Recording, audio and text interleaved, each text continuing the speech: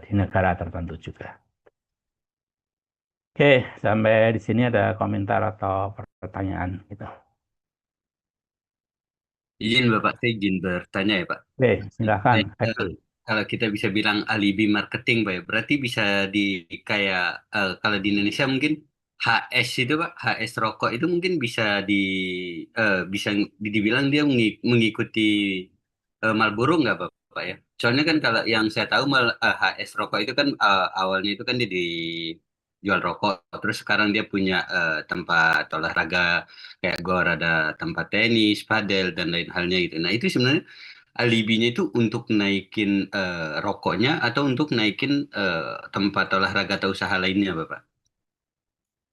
Itu salah satu bentuk untuk positioning Mas Herul. Nggih. Oh, Jadi apa? Jadi secara secara eksplisit dia tidak beriklan, ya, tidak berpromosi rokoknya itu. Ya, mm, cuma ketika misalnya nih ya, jadi arahnya yang arahnya dari alibi marketing ini dia hanya menanamkan konsep rokok produknya atau mereknya itu di benak konsumen. Jadi begitu dia melihat produknya ya atau merek itu, ya dia langsung tertanam di positioningnya, wah ini ternyata rokok atau ini misalnya gitu, atau ini ternyata minuman beralkohol tertentu, kalau di Indonesia kan bir bintang atau apa gitu ya.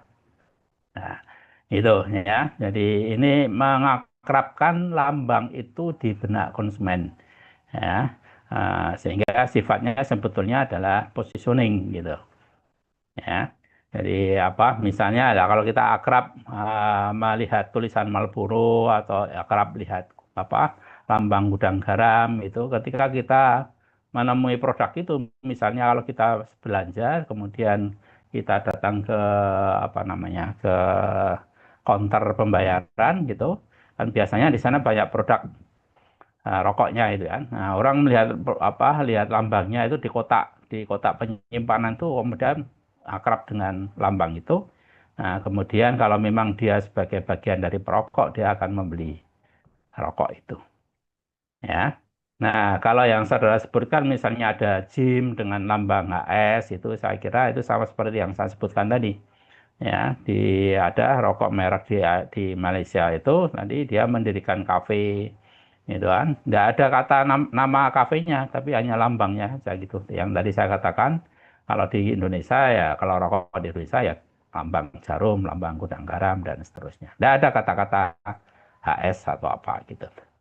Ya, nah kalau di Indonesia ada seperti itu kan masih masih masih cukup longgar berarti. Yang saya katakan tadi, di Indonesia sudah ada aturan, tapi apapun bisa dilakukan di Indonesia itu. Ya, itu Mas Herul. Coba Pak, terima kasih. Tapi itu berarti menguntungkan dari pihak perusahaan rokoknya dong Pak, karena dia dapat promosi secara gratis meskipun itu di tempatnya dia gitu Pak. Ya, mungkin tidak gratis juga, mereka bayar juga kan itu. Oh, Ya, karena menggunakan lambangnya di gym itu kan itu. Ya, kalau dia punyanya sendiri kan tidak masalah juga, tapi kalau dia kerjasama seperti yang saya katakan tadi, ya, jadi lambang rokok itu tidak hanya ketika dia mendirikan kafenya, tetapi bisa kerjasama dengan kafe. Nah, nanti di aksesorisnya, misalnya apa di dindingnya itu ada lambang rokoknya, itu kan bagian dari kerjasama itu. Ya. Nah, kalau dia mendirikan sendiri kan tidak masalah, mau dikasih nama dengan kata-kata, nggak dengan lambang kan dan juga tidak masalah gitu. Gitu, Mas Herul. siapa Pak? Terima kasih Pak. Masih ada yang lain, silakan. Izin berkomentar, Pak dan Mas Saya, Hairul. ya, saya beberapa kali ke Malaysia ketika nonton televisi lokal di stasiun televisi Malaysia. Itu enggak pernah saya lihat iklan rokok di sana itu. Ya, bahkan di konser musik yang ada di Malaysia itu enggak ada, misalnya di belakang panggung dekornya itu enggak ada lambang lambang merek rokoknya. Nah, ataupun tadi minuman beralkohol itu. Tapi kalau di Indonesia kan masih ada itu ya. Nah, gitu. Oke, Fitri, silakan.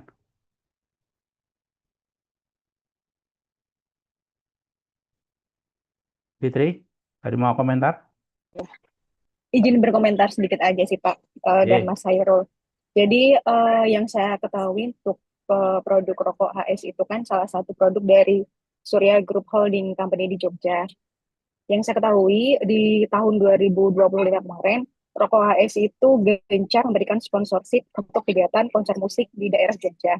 Namun untuk tahun 2026 ini ya info-info dari teman-teman IO seperti itu karena skup untuk promosi rokok AIS sendiri di Yogyakarta sudah dirasa cukup, maka pada akhirnya sekarang beralih ke provinsi yang lain. Jadi untuk promosinya sendiri nggak cuma dengan mendirikan berbagai jenis macam arena olahraga tadi ya Pak ya dan Mas Hairo. Jadi memang si Rokok AIS ini gencar promosinya mendukung kegiatan konser musik di daerah Yogyakarta yang tentunya merupakan sesuatu kegiatan promosi tersendiri dari Rokok AIS itu. hmm, Itu ya. saja. Hmm. Kira-kira kenapa di Jogja lebih disasar lebih dulu dibandingkan kota yang lain, Mbak Fitri? Mungkin Enggak, ini ya sih Pak.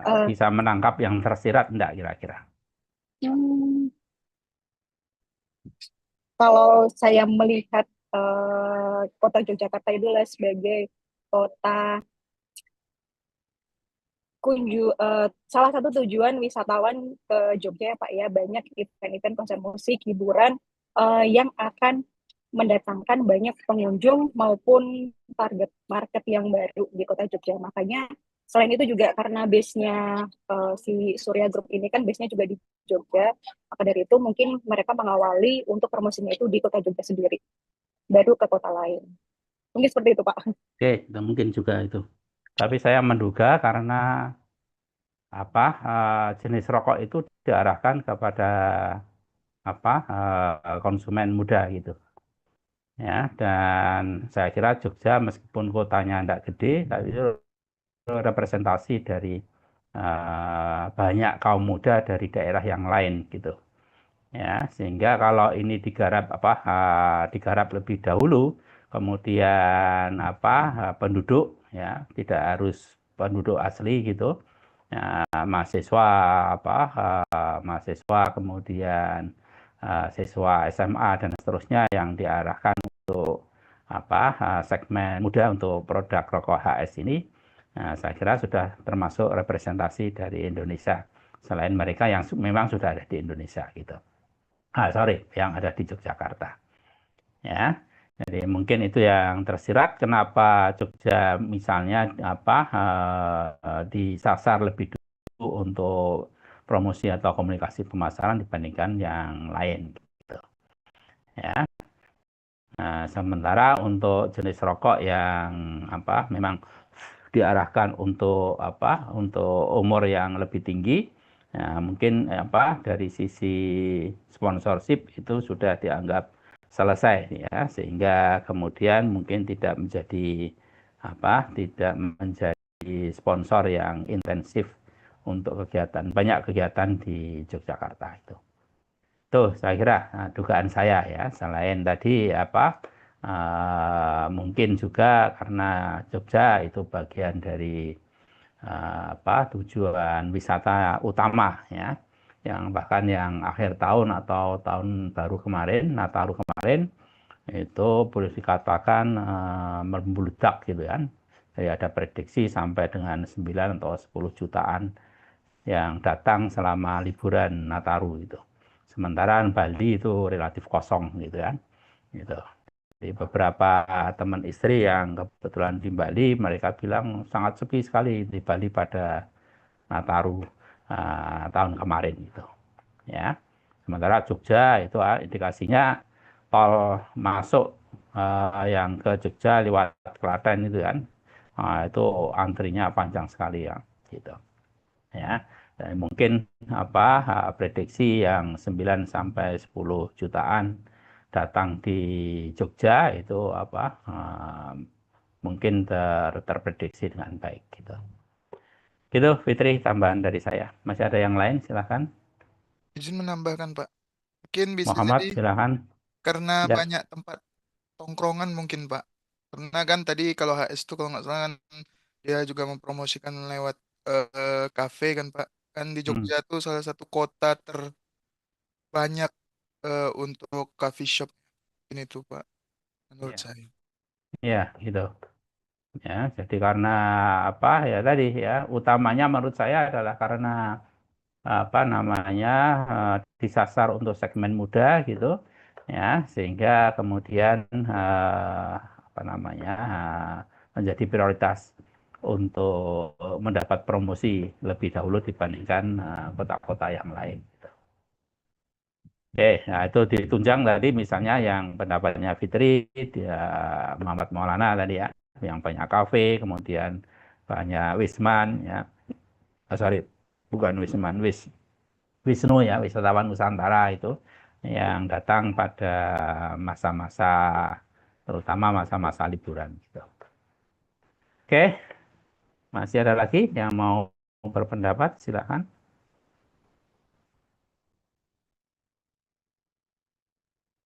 Oke, kalau tidak ada, ini yang berikutnya ini sampai halaman terakhir itu berkaitan dengan pengukuran efektivitas iklan. Ya, jadi sekali lagi untuk diingat bahwa komunikasi atau promosi pemasaran itu tidak dilihat dari efisiensinya, tetapi efektivitas. Ya, efektivitas apa komunikasi atau promosi pemasarannya itu. Ya. Jadi bisa saja apa dari sisi pendanaan itu apa butuh dana yang besar ya, tetapi sekali lagi bukan efisiensi yang dilihat, tetapi lebih ke efektivitas ya, terutama untuk apa namanya penerimaan pesan yang disampaikan oleh pemasar kepada pasarnya gitu. Nah, ini contoh bagaimana mengukur efektivitas iklan, gitu ya. Bahkan mungkin efektivitas komunikasi atau promosi pemasaran secara keseluruhan. Bisa kita pergunakan model yang seperti ini. Ya, jadi Z itu adalah penerimaan secara keseluruhan pesan-pesan iklannya. Kemudian Y itu adalah timbangan penerimaan sinyal pesannya. Kemudian X-nya adalah data sinyalnya gitu ya, atau data pesannya. Nah, itu kalau kemudian kita terapkan dalam bentuk penelitian, kira-kira bentuk penelitiannya seperti ini ya. Jadi ini misalnya ada karakteristik iklan ya. Ini 5 di antaranya, masih banyak yang belum kita sebutkan di sini ya. Kemudian Y-nya itu adalah tadi pembobotan dari persepsi konsumen. Nah, kemudian X-nya adalah nilai persepsi konsumennya. Ya, yang atas ini adalah banyaknya responden. Jadi ada lima responden gitu yang diminta untuk mengisi pembobotan persepsi dan nilai persepsinya. Nah, di pembobotan ini ya misalnya ya mengurutkan penting tidak pentingnya karakteristik ini. Ya, penting tidak pentingnya karakteristik iklan ini. Ya. Nah, sehingga karena diminta untuk mengurutkan atau membobot urutan bobot karakteristik, maka akan mengarah pada bobot 5 sampai bobot 1. Kenapa 5 sampai 1? Ya karena karakteristiknya ada 5 gitu. Nah, kalau karakteristiknya lebih dari 5, misalnya 10, berarti pembobotannya nanti bergerak dari 10 gitu. Ya. Nah, untuk kasus ini 5 ini adalah pembobotan yang dianggap paling penting gitu ya. Paling penting karakteristik tersebut. Satu ini ya untuk yang responden satu ini menganggap daya tarik aktor itu sesuatu yang sangat tidak penting. Ya, jadi kalau 5 itu sangat penting, ya satu itu dianggap sangat tidak penting gitu. Ya. Nah, berbeda dengan misalnya responden kelima ya. Responden kelima itu justru yang komposisi warna itu menjadi sangat tidak penting. Daya tarik faktornya, dari daya tarik aktornya, ya, atau endorsernya itu justru yang sangat penting gitu, ya. Nah, kemudian ini nanti akan dikonfirmasikan dengan nilai persepsi. Ya, nilai persepsi ini misalnya jawaban sangat tidak setuju dengan jawaban setuju. Ya, misalnya pertanyaannya adalah apakah aktor yang memainkan pada iklan X itu menarik gitu. Jawabannya sangat tidak setuju sampai sangat setuju. Kalau sangat setuju nanti nilainya persepsi 5, kalau sangat tidak setuju persepsinya 1 gitu ya. Gitu. Jadi bergerak dari 1 sampai 5 gitu. Nah, bedanya dengan sekali lagi bedanya dengan bobot ini ya, bobot ini bisa lebih dari 5. Nah, ini karena maksimum 5 itu karena karakteristik iklannya itu ada 5. Kalau karakteristiknya 10 berarti di sini ada 10 nanti pergerakannya. Ya, pergerakannya ada 10 dan masing-masing nanti dikalikan dengan nilai persepsinya. Yang ini maksimum tetap 5 gitu. Ya, jadi ini tidak ada kaitannya dengan banyaknya karakteristik iklan, tapi masing-masing penilaian pada karakteristik itu. Nah, nanti akan kita dapatkan, nanti kalau ini kita kalikan masing-masing, untuk responden 1, dia kalikan 1 kali 4, ya, 3 kali 3, dan seterusnya. Nah, nanti kita jumlah ya. Kita jumlah, maka yang paling tinggi itu yang dianggap paling menarik. Ya, pesannya sinyal pesannya yang paling dapat diterima gitu ya. Sementara yang nanti jumlahnya paling rendah itu dianggap karakteristik iklannya ya, atau sinyal iklannya pada karakteristik iklan tersebut itu yang paling paling rendah atau paling tidak penting menurut responden gitu. Oke. Nah, responden ini hanya 5, ini hanya sebagai contoh, faktanya bisa banyak gitu. Jadi kalau kebiasaan penelitian di tesis ya biasanya sekitar 300-an gitu. Ya, nah cuma 300 ini ngitungnya tidak manual ya, kita tinggal kalau kita menggunakan program pengolah data misalnya pakai Excel ya, data-data ini kita masukkan dan kemudian kita langsung bisa dapatkan dengan beberapa klik gitu. Ya, beberapa perintah bisa kita dapatkan hasil totalnya masing-masing itu berapa. Gitu. Oke, ya, jadi tidak perlu dihitung secara manual. Kemudian ini model yang kedua, ya, model yang kedua ini menggunakan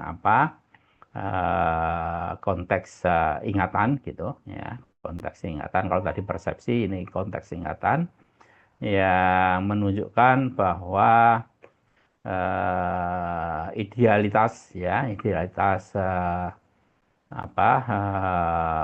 kesalahan ya itu ada berapa nilainya gitu. Semakin kalau yang ini semakin besar semakin baik gitu persepsi yang diterima. Kalau ini semakin kecil semakin baik ya, semakin kecil semakin baik untuk penerimaan pesan-pesan komunikasi atau promosi pemasaran atau dalam bentuk iklan gitu ya. Nah, ini contoh data analisisnya gitu ya, contoh data analisisnya. Jadi ini ada 4 responden, penilaian penyesuaian antara nilai persepsi dari pemasar dan nilai persepsi dari konsumen. Ya. Nah, jadi kita anggap misalnya yang diteliti itu adalah Dewan Direktur misalnya ya. Dewan Direktur ya, dan yang mewakili ada 4 direktur. Sementara nilai persepsi konsumen ini bisa banyak, tetapi yang dalam konteks ini diwakili oleh 5 gitu. Ya. Nah, nanti tinggal kita buat perhitungannya ya. Ini nanti dijumlah di rata-rata, ini kemudian dijumlah di rata-rata, ya, kemudian diselisihkan ya. Nah, diselisihkan satu dengan yang lain gitu.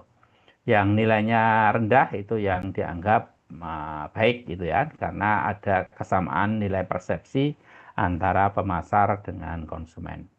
Yang nilainya besar itu ya dianggap tidak baik ya, apa namanya, kesamaan antara nilai persepsi dengan nilai persepsi pemasar dengan nilai persepsi konsumen. Oke, sampai di sini ada komentar atau pertanyaan terlebih dahulu, dipersilahkan. Jadi ini bentuk-bentuk apa pengukuran efektivitas iklan ya, nah, terutama iklan ya. Tapi sebetulnya bisa kita terapkan juga untuk strategi atau alat komunikasi atau promosi pemasaran yang lain gitu. Ya. Nah, kalau saudara nanti membuat tesis dan kemudian tertarik untuk di pemasaran, ya ini bisa menjadi salah satu tema tesis penelitian yang dilakukan oleh mahasiswa gitu. Tidak harus dalam bentuk model-model yang rumit gitu. Silahkan kalau ada komentar atau pertanyaan.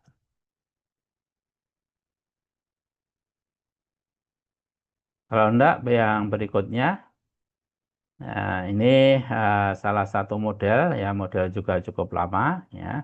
Ini bahkan 88, itu berarti berapa? 37 tahun yang lalu, ya. Tetapi masih ada juga yang memakai model ini, ya. Bukan karena apa? Bukan karena jurnalnya lama, ya, tetapi karena variabel-variabel yang digunakan dalam model ini masih cukup relevan untuk dipergunakan, gitu. Ya, bahkan untuk konteks kepromosi atau komunikasi pemasaran atau dalam bentuk iklan yang kondisi terkini, gitu ya. Kondisi terkini yang lebih banyak dalam bentuk media sosial atau media sosial atau media digital yang lain gitu ya.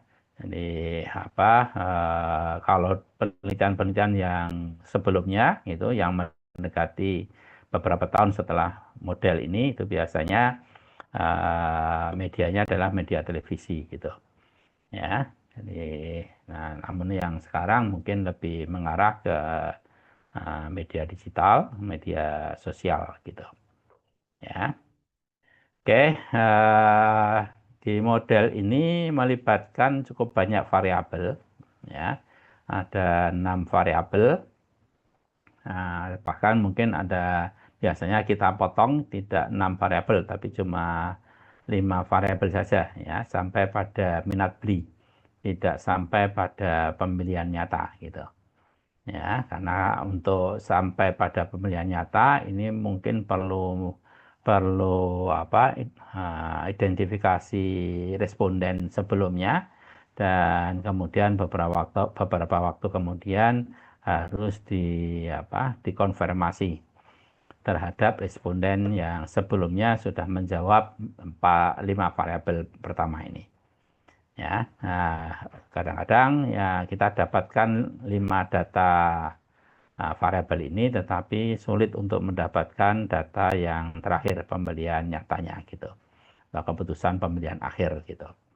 Nah, karena kesulitan biasanya kemudian penelitian konteks penelitian dipotong hanya sampai pada minat beli ya, purchase intention gitu. Oke.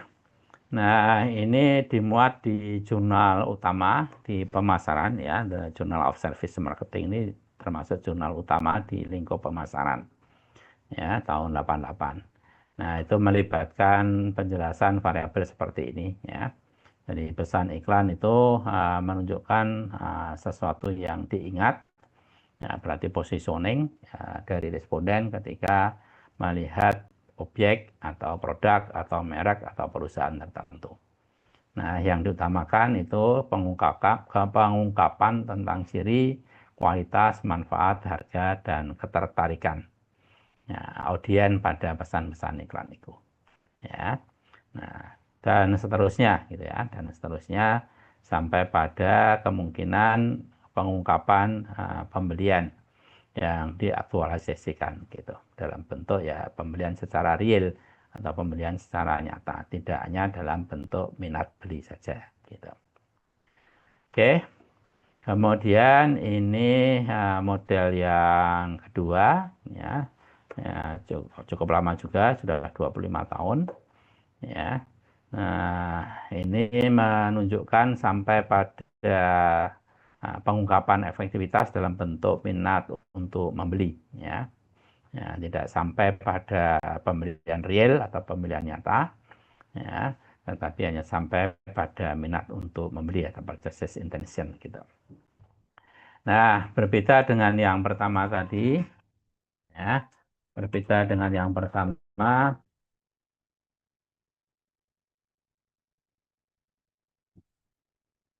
Berbeda dengan yang pertama, model ini menilai kemungkinan mana yang lebih unggul ya, lebih unggul dalam konteks periklanan yang melihat keseimbangan kredibilitas keseimbangan awal prediktivitas awal tentang keseimbangan adanya kredibilitas pendukung endorser dengan kredibilitas korporat ya. Ini kredibilitas perusahaan dengan kredibilitas pendukung atau endorser dari iklan itu, pemeran iklan itu ya. Nah, yang perlu dicatat adalah model ini tidak bisa diterapkan kalau dari awal ya, dari awal keduanya ini tidak seimbang. Ya, jadi misalnya apa? Misalnya pemerannya itu jauh lebih rendah dibandingkan kredibilitas korporat gitu. Ya. Nah, jadi misalnya kredibilitas korporat atau kepercayaan terhadap produk yang dihasilkan oleh perusahaan itu sangat tinggi, tetapi ketika perusahaan itu melakukan iklan, maka kepercayaan pemerannya oleh masyarakat itu dianggap rendah. Nah, kalau seperti itu tidak bisa menggunakan model ini. Jadi dari awal memang dasarnya adalah prediksi adanya keseimbangan antara dua kelompok ini ya, kredibilitas pendukung dan kredibilitas korporat. Kalau dari awal kita menganggap bahwa salah satu di antara dua itu lebih dominan dibandingkan yang lain, maka model ini tidak bisa kita pergunakan. Gitu. Oke, nah ini tadi ya model yang kedua yang cukup lama, tetapi mungkin masih bisa kita pergunakan untuk konteks penelitian yang kita lakukan berkaitan dengan peminatan di pemasaran. Oke, sampai di sini ada komentar atau pertanyaan, dipersilakan.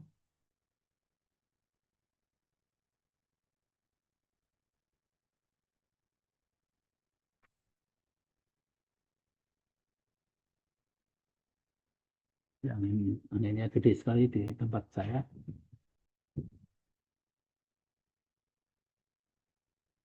Oke, tidak ada komentar atau pertanyaan? Kalau tidak ada, oke, kita lanjut dengan yang kedua atau yang bahan pada hari ini.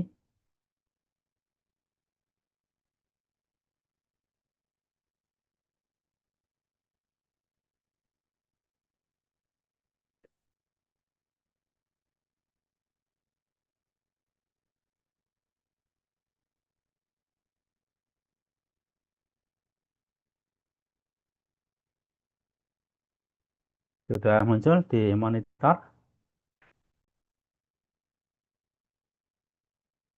Halo? Sudah, Pak. Oke, kalau sudah kita lanjutkan diskusi kita. Sekali lagi, ya, ini yang ada 45 halaman termasuk cover yang bisa kita pelajari, tetapi yang kita diskusikan nanti yang penting-penting saja. Ya. Oke, yang pertama ini berkaitan dengan alat yang lain selain iklan yang kita sebut dengan promosi penjualan. sales promotion, ya. Nah, di antara berbagai strategi atau alat promosi ini yang promosi penjualan ini berkaitan dengan sangat terkait, ya, sangat terkait dengan kebijakan tentang harga, ya, kebijakan tentang harga, ya. Isinya di promosi penjualan itu sebetulnya ya pemberian insentif dalam jangka pendek dalam waktu-waktu tertentu untuk bisa menimbulkan rangsangan pelanggan untuk mencoba atau membeli produk, gitu. Ya, jadi ini yang berkaitan dengan harga, dan kalau kita ngomong tentang harga itu arahnya kepada kemungkinan bisa mendapatkan transaksi penjualan. Nah, karena promosi terkait dengan harga, maka arah dari kebijakan promosi penjualan ini adalah untuk bisa meningkatkan pembelian produk, gitu, ya. Dan banyak di antara strategi promosi penjualan itu dalam bentuk insentif, baik secara langsung maupun tidak langsung. Oke. Kemudian ini prosesnya, ya, proses keputusan melakukan promosi penjualan. Kemudian ini bentuk promosi penjualannya, ya, bisa dalam bentuk kontes, permainan atau undian, lotre, dan seterusnya. Ya, kalau kita perhatikan itu sekali lagi, ya, semuanya berkaitan dengan kebijakan harga, ya, yang kebijakan harga itu ditunjang dalam bentuk konkret lapangan, ya, dalam bentuk promosi penjualan, ya. Oke, bahkan misalnya kalau kita memilih bazar atau pameran dagang, itu ya lingkupnya memang dalam bentuk pengenalan produk gitu, tetapi biasanya tidak hanya sekedar pengenalan produk, tapi diikuti misalnya dengan diskon dan segala macamnya gitu. Ya, nah prakteknya sekali lagi juga ada kebijakan harga dalam konteks promosi penjualan. Oke, kemudian ini contoh misalnya kaitannya dengan perbedaan kebijakan, ya, promosi penjualan, baik itu diarahkan kepada konsumer maupun diarahkan kepada saluran distribusi atau saluran pemasaran, ya. Yang ke bawah ini arahnya ke consumer, ya, konsumen, ya, yang mendapatkan rangsangan dalam bentuk promosi penjualan konsumen. Sementara yang ke kanan ini, ya, yang ke kanan berkaitan dengan grosir, dan yang ke bawah berkaitan dengan retailer atau pengecer yang grosir atau perusahaan perdagangan itu yang membantu perusahaan misalnya untuk melayani saluran distribusi yang lebih kecil, contohnya pengecer ini. Nanti ada toko kulaan dan seterusnya gitu, ya, agen dealer dan seterusnya. Nah, yang bisa diberikan kepada grosir ini contohnya adalah misalnya cash allowance gitu, ya. Penghargaan dalam bentuk cash, kemudian bantuan dalam bentuk iklan, ya. Kemudian bantuan dalam bentuk display, kontes dan seterusnya, ya.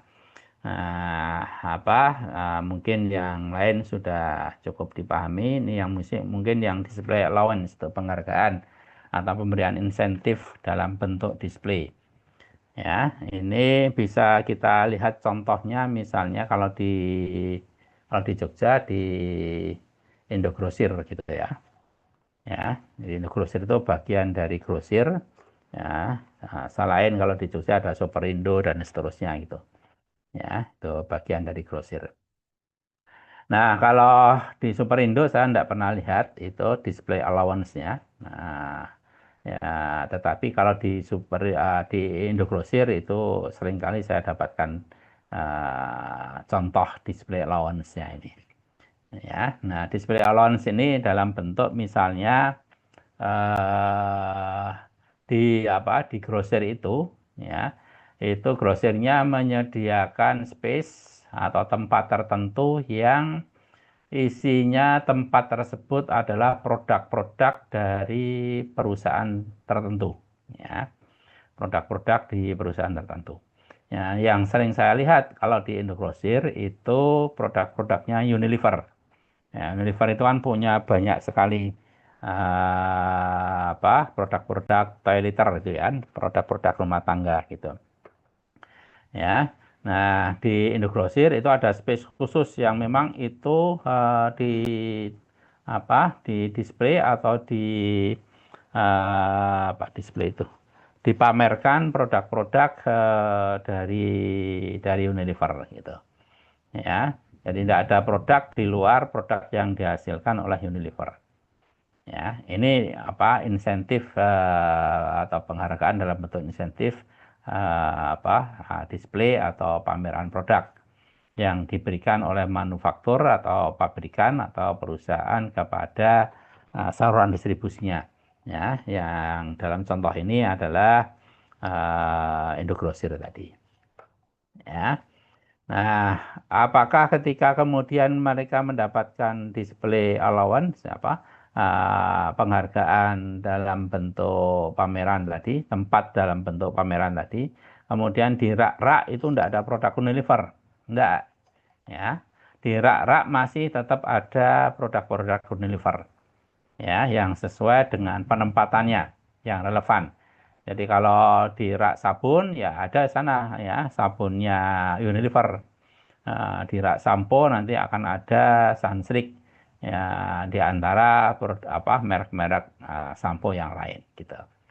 Ya, jadi benar-benar display allowance ini adalah penghargaan karena saluran distribusi itu kan memberikan tempat khusus untuk produk-produk yang dihasilkan suatu perusahaan tertentu.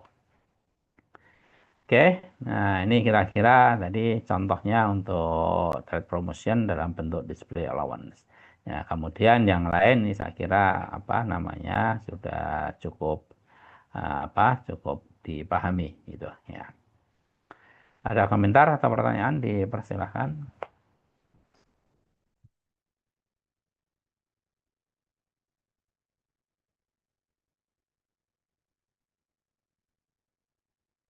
Oke, kalau tidak ada yang berikutnya.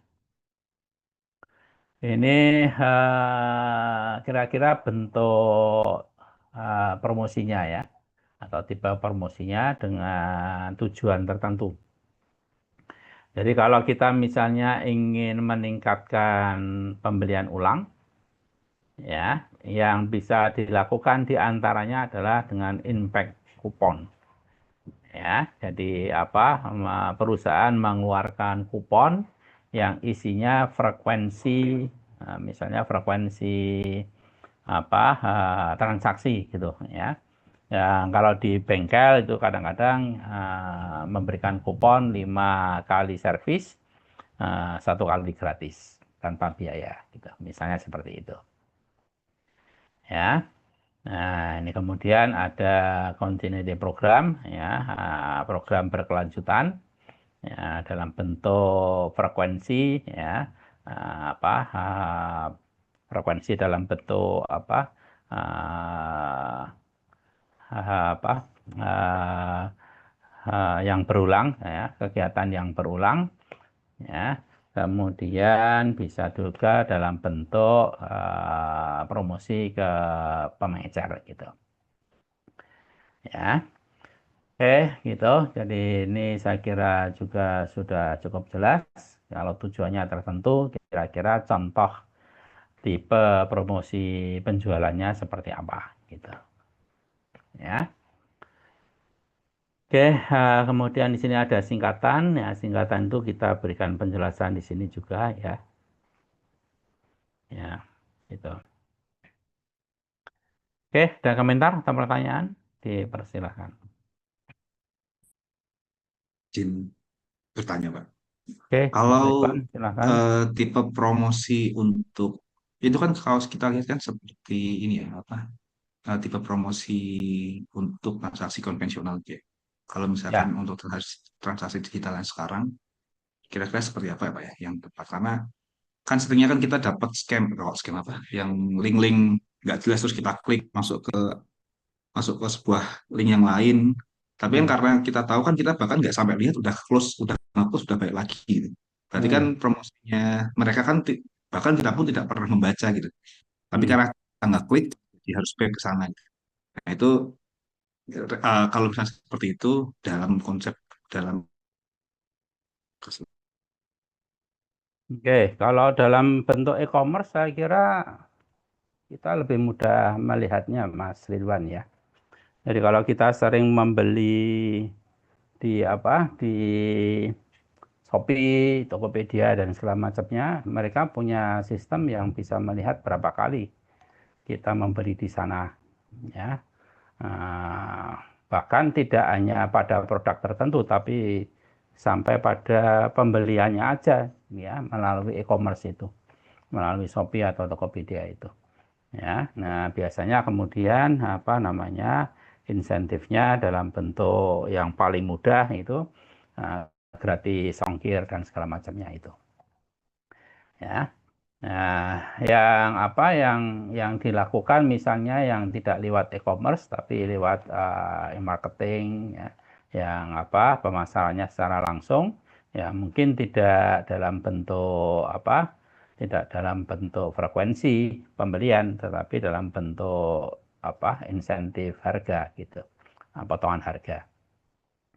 Ya, jadi kita sering dapatkan itu misalnya kalau sedang membuka YouTube atau apa gitu kan, kemudian akan ada sela-sela iklannya gitu. Nah, kita bisa misalnya dapatkan iklan itu ya, misalnya untuk pembelian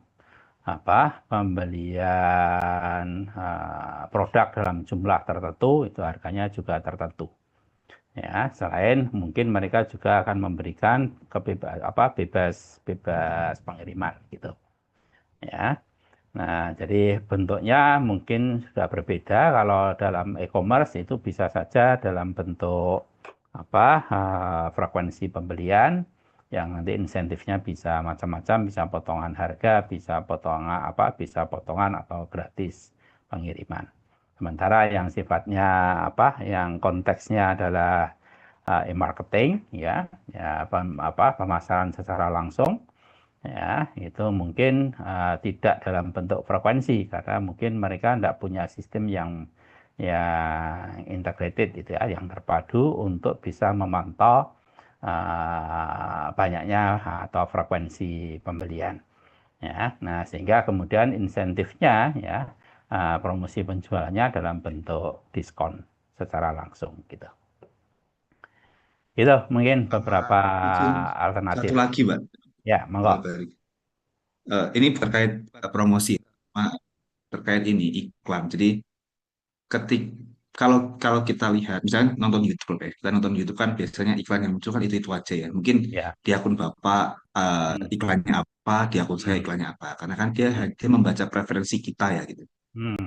ketika seperti itu kan berarti pemasaran ini kan menjadi sangat segmented Pak Hmm. maksudnya ya segmennya jelas ya udah terpecah padahal saya ini kalau melihat iklan itu juga nggak tertarik juga gitu karena saya tertariknya ke kontennya gitu. Nah, Hmm. kalau segmented seperti itu kan berarti ada kemungkinan apa ya, iklan ini tidak berkembang luas, tidak dikenal secara luas, Pak. Gitu. Ya.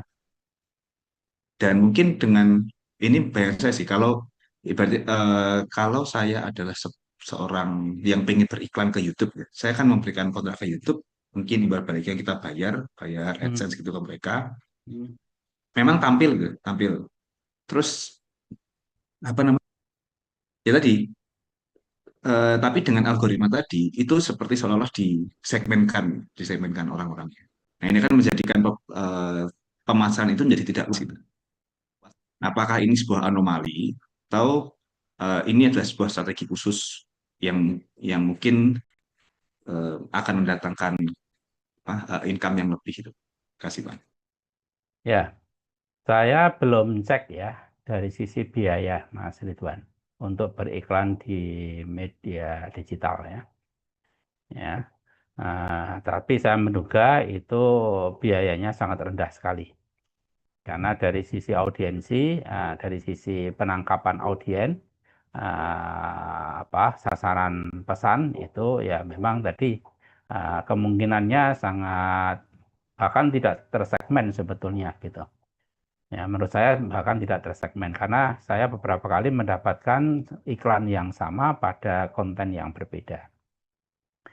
Ya, nah saya saat ini termasuk yang suka membaca novel digital ya, novel digital. Nah, itu hampir bukan hampir. Sekarang bahkan semua semua bab itu pasti diselai dengan dengan iklan. Ya, jadi entah babnya panjang, entah babnya pendek, pasti diselai dengan iklan. Dan iklannya tidak hanya satu, tidak hanya dua, kadang-kadang ada tiga juga. Nah, durasinya juga macam-macam. Ada yang 30 detik, ada yang 1 menit. Bahkan saya pernah jumpai iklan itu dalam bentuk berapa? 180 detik itu berapa? 3 menit gitu ya, berarti. Gitu. Untuk konten yang sama di novel digital itu, ya, di novel digital. Nah, dan iklannya macam-macam gitu, ya. Iklannya macam-macam, ada produk-produk baru yang mungkin relatif belum beredar di e-commerce, tapi sudah diiklankan di situ, ya. Di konten novel digital itu, ya. Kemudian ya ada yang produk, ada yang sumbangan, infak, sedekah dan segala macamnya itu. Ya, jadi kalau saya sekarang misalnya mau ada dana misalnya bagian dari zakat atau infak atau sedekah, kemudian saya tidak mendapatkan informasi siapa yang membutuhkan, saya biasanya mendasarkan pada iklan yang ada di novel digital itu ya. Jadi saya misalnya mengalokasikan zakat saya misalnya untuk pembangunan masjid di Yokohama, kemudian yang sumbangan ke Palestina segala macam itu ya. Nah, karena iklan itu demikian gencarnya, boleh dikatakan setiap bab itu dia mengeluarkan iklan itu, ya saya ya mengalokasikan ke sana gitu. Ya, tetapi ada di judul novel yang sama itu nanti ada iklan-iklan produk juga gitu. Nah, beberapa saya beli juga lewat iklan itu. Jadi tidak buka e-commerce tapi berdasarkan pada iklan yang ada di novel digital itu. Nah, karena pengalaman itu, kemudian iklan yang sama saya lihat kalau saya misalnya buka Facebook, buka Instagram, ya, IG itu ya. Nah, itu. Tapi dari Facebook saya relatif tidak secara khusus ya melihat iklan itu. Tapi ketika masih ada sisa waktu dalam harian saya ya saya kadang-kadang buka YouTube karena masih punya status di YouTube itu. Nah, dan dapatkan iklan yang sama gitu. Ya. Nah, jadi kalau Jadi mungkin melihat maksud saya, gitu Pak, maaf ya Pak. monggo Maksud silakan. saya mungkin segmentasi itu bukan segmentasi di kontennya Pak, tapi algoritmanya itu membaca kita sebagai konsumen gitu. Jadi membaca kita. Jadi yang Bapak sampaikan tadi, Bapak kan iklannya yang muncul dari novel dan zakat tadi ya. Ya. Kalau di saya nggak muncul sama sekali Pak. Saya munculnya di ya konten yang berbeda, iklan yang berbeda. Dan itu Ya. muncul terus. Nah, saya kan tidak punya ketika saya lihat produknya kan tidak punya preferensi untuk beli itu. Ya. Saya reject dan itu saya reject udah ribuan kali gitu. Saya reject. Tapi muncul terus kan saya berpikir bahwa ini buang-buang duit kalau misalkan dia bayar iklan di sini untuk promosi ke saya buang-buang duit karena saya nggak akan beli gitu. Ya. Gitu Pak. Maksudnya em, kan berarti anomali ya. Maksudnya sudah tahu saya nggak akan beli kok dipromosiin ke saya gitu. Padahal dia bisa membaca algoritma preferensi dari user gitu. Ya karena mungkin mungkin bentuknya kan otomatis Mas Ridwan ya gitu ya. Ya. Jadi saya misalnya ketika membaca tadi apa novel digital itu nggak bisa saya skip gitu. Ya, jadi harus menerima itu gitu kan, gitu. Ya, harus menerima itu ya ya nunggu iklan selesai kemudian baru bisa lanjutkan bab berikutnya gitu. Ya, saya Instagram maaf ya, Instagram saya ndak intens. Facebook juga ndak intens. Tapi beberapa kali ketika membuka itu ya dapatkan iklan itu gitu. Ya, jadi apa namanya pemasar itu ndak mengirim saya secara langsung gitu. Ya, jadi karena saya membuka konten tertentu saja kemudian iklan itu muncul gitu. Ya, yang bahkan mungkin sering muncul itu saya mendapatkan SMS itu ya, saya dapatkan SMS penawaran produk dan segala macamnya itu. Ya, tetapi itu sama seperti Mas Ridwan mungkin langsung saya skip aja, enggak, enggak apa namanya, enggak saya perhatikan gitu. Saya baca mungkin ya baca sekilas, tapi kebanyakan tidak saya bacanya, saya lewati aja gitu. Ya. Nah, untuk yang SMS ini saya dapat datanya ini ya. Jadi sudah sekian tahun yang lalu itu, saya kira 8 9 tahun yang lalu itu ya. Dan sampai sekarang pun masih ada iklan lewat SMS gitu. Nah, sekitar 8 atau 9 tahun yang lalu saya enggak tahu tepatnya gitu. Sudah lupa tepatnya. Itu ada misalnya penawaran dari Telkom atau dari Telkomsel untuk pemuatan iklan di SMS provider tertentu, ya, misalnya dari Telkomsel ya, dari Telkomsel. Dan itu sangat murah Mas Ridwan ya. Jadi pada saat itu satu paket itu hanya 600.000 saja gitu, 600.000.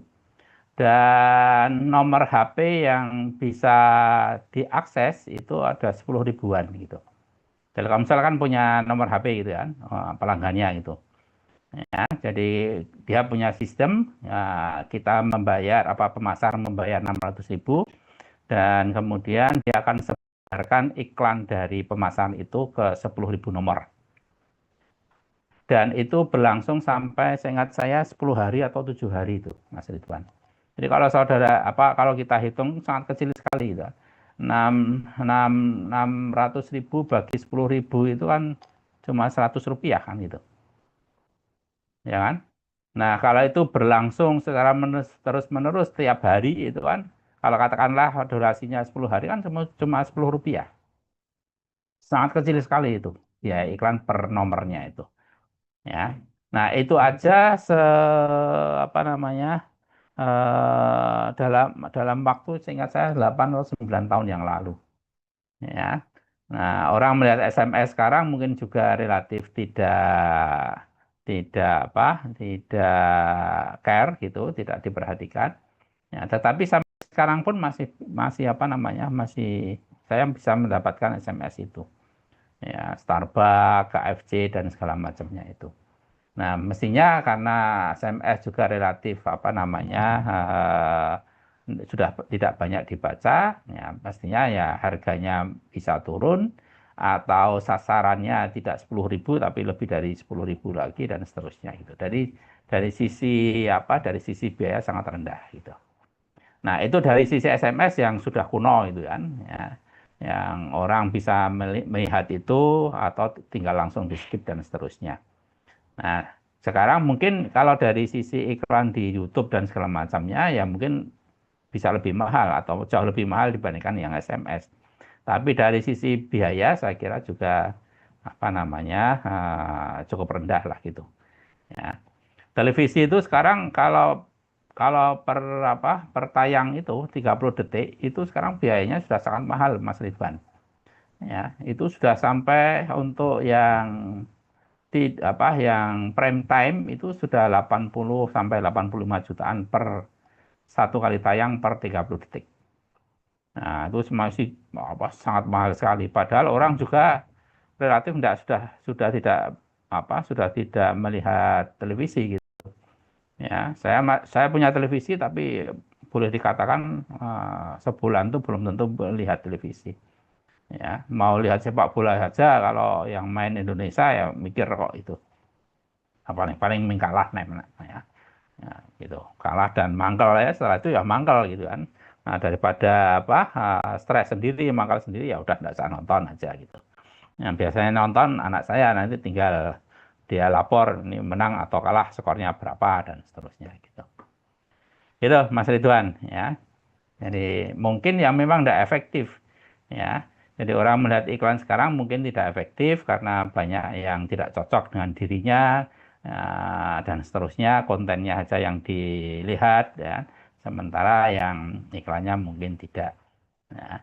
Nah, tetapi ketika saya misalnya membaca novel digital tadi, ya, iklan itu tetap bisa jalan karena tidak bisa saya skip itu. Ya, di yang lain mungkin bisa di skip itu. Jadi kalau kita lewati iklan itu ya nanti kita tidak bisa baca terusan dari bab itu ya. Ya misalnya ini iklan udah tak keluar dulu lah gitu dari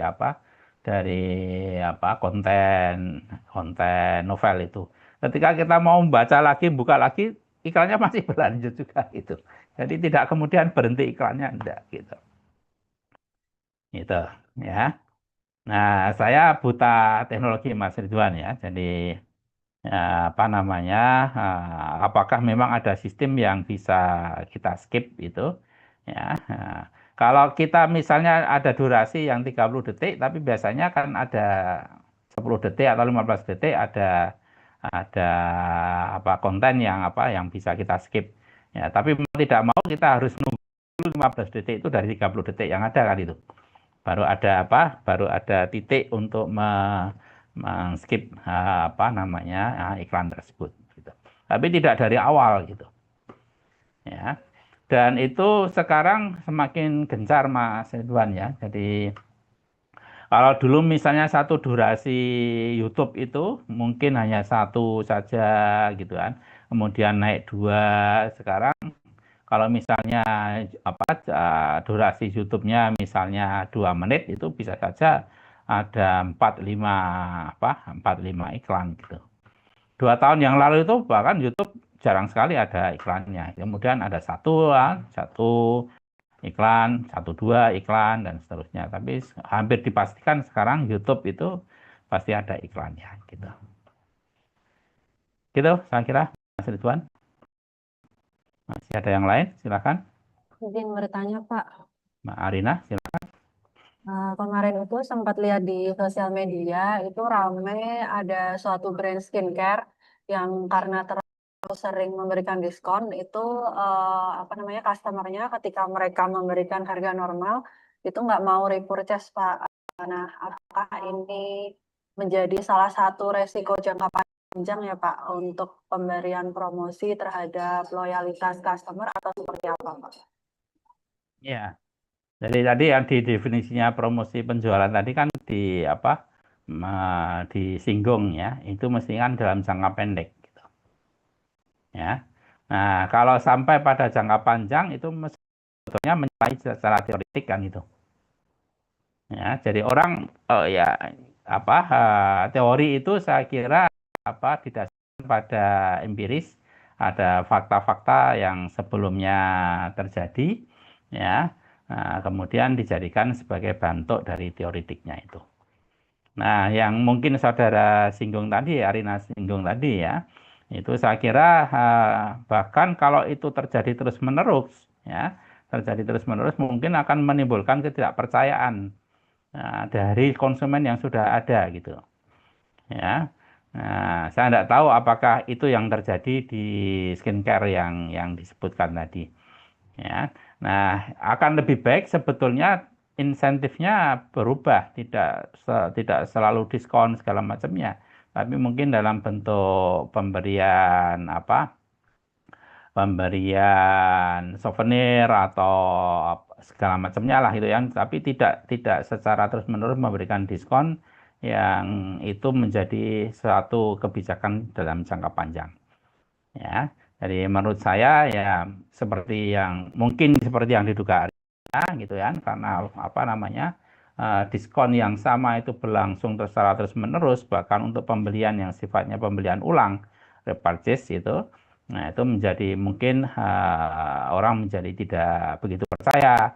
Kemudian mungkin karena diskonnya terus-menerus, ya awalnya itu mungkin secara psikologis itu bisa dianggap oleh pengguna bisa meningkatkan brand image-nya gitu ya. Sorry, self image-nya itu apa citra dirinya. Tapi karena itu kemudian berlangsung terus-menerus jadi ini bukan produk yang bisa mendongkrak citra diri gitu kan. Tapi apa produk-produk pasaran gitu. Nah, sehingga menjadi tidak sesuai dengan apa kesesuaian antara brand self image-nya itu.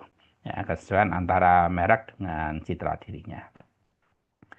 Itu yang bisa saya tangkap dari komentar Arina. Baik, Kalau Pak. tidak benar, tolong disampaikan ulang yang seharusnya seperti apa. Sudah, Pak. Sudah terjelaskan. Terima kasih, Pak. Oke, oke. Yang lain, monggo silahkan. Masih dalam konteks promosi penjualan. Oke, kalau enggak, berikutnya ini ya. Jadi beberapa produk, beberapa perusahaan, beberapa merek itu saya kira mungkin beberapa kali pernah melakukan kejutan promosi penjualan ya. Nah, jadi ada ini di bawah ini ada beberapa contoh ini ya.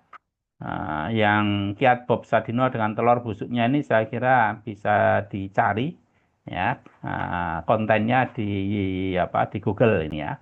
Nanti silahkan dicari sendiri bentuknya seperti apa. Kiat Bob Sadino ini sudah almarhum Bob Sadino ya. Ini adalah di awal itu dia sebagai pedagang kecil biasa di pasar dan kemudian ketika beberapa waktu kemudian ya dia menjadi konglomerat untuk penjualan eceran gitu. Kemudian ini Telkomsel yang dulu apa memberikan 30 pulsa SMS gratisnya, tapi sudah puluhan tahun yang lalu itu.